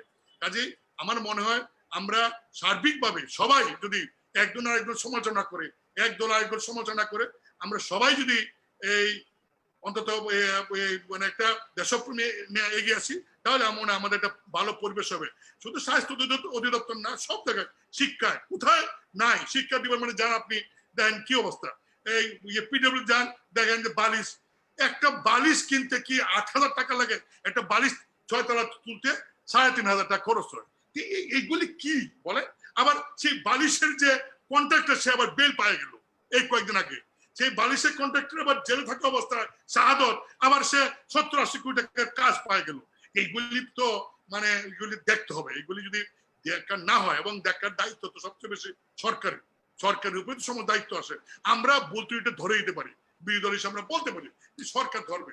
আমার মনে হয় মানে প্রধানমন্ত্রী আন্তরিকতা আছে, উনি চেষ্টা করছেন, তবে এই চেষ্টাটা আরো স্ট্রংলি করতে হবে, আরো মানে খুব কড়াভাবে করতে হবে, এবং আমি মনে করি যে খুব শক্তভাবে করতে হবে, তাহলে বোধহয় আমরা এই সমস্ত থেকে বেরিয়ে আসতে পারবো।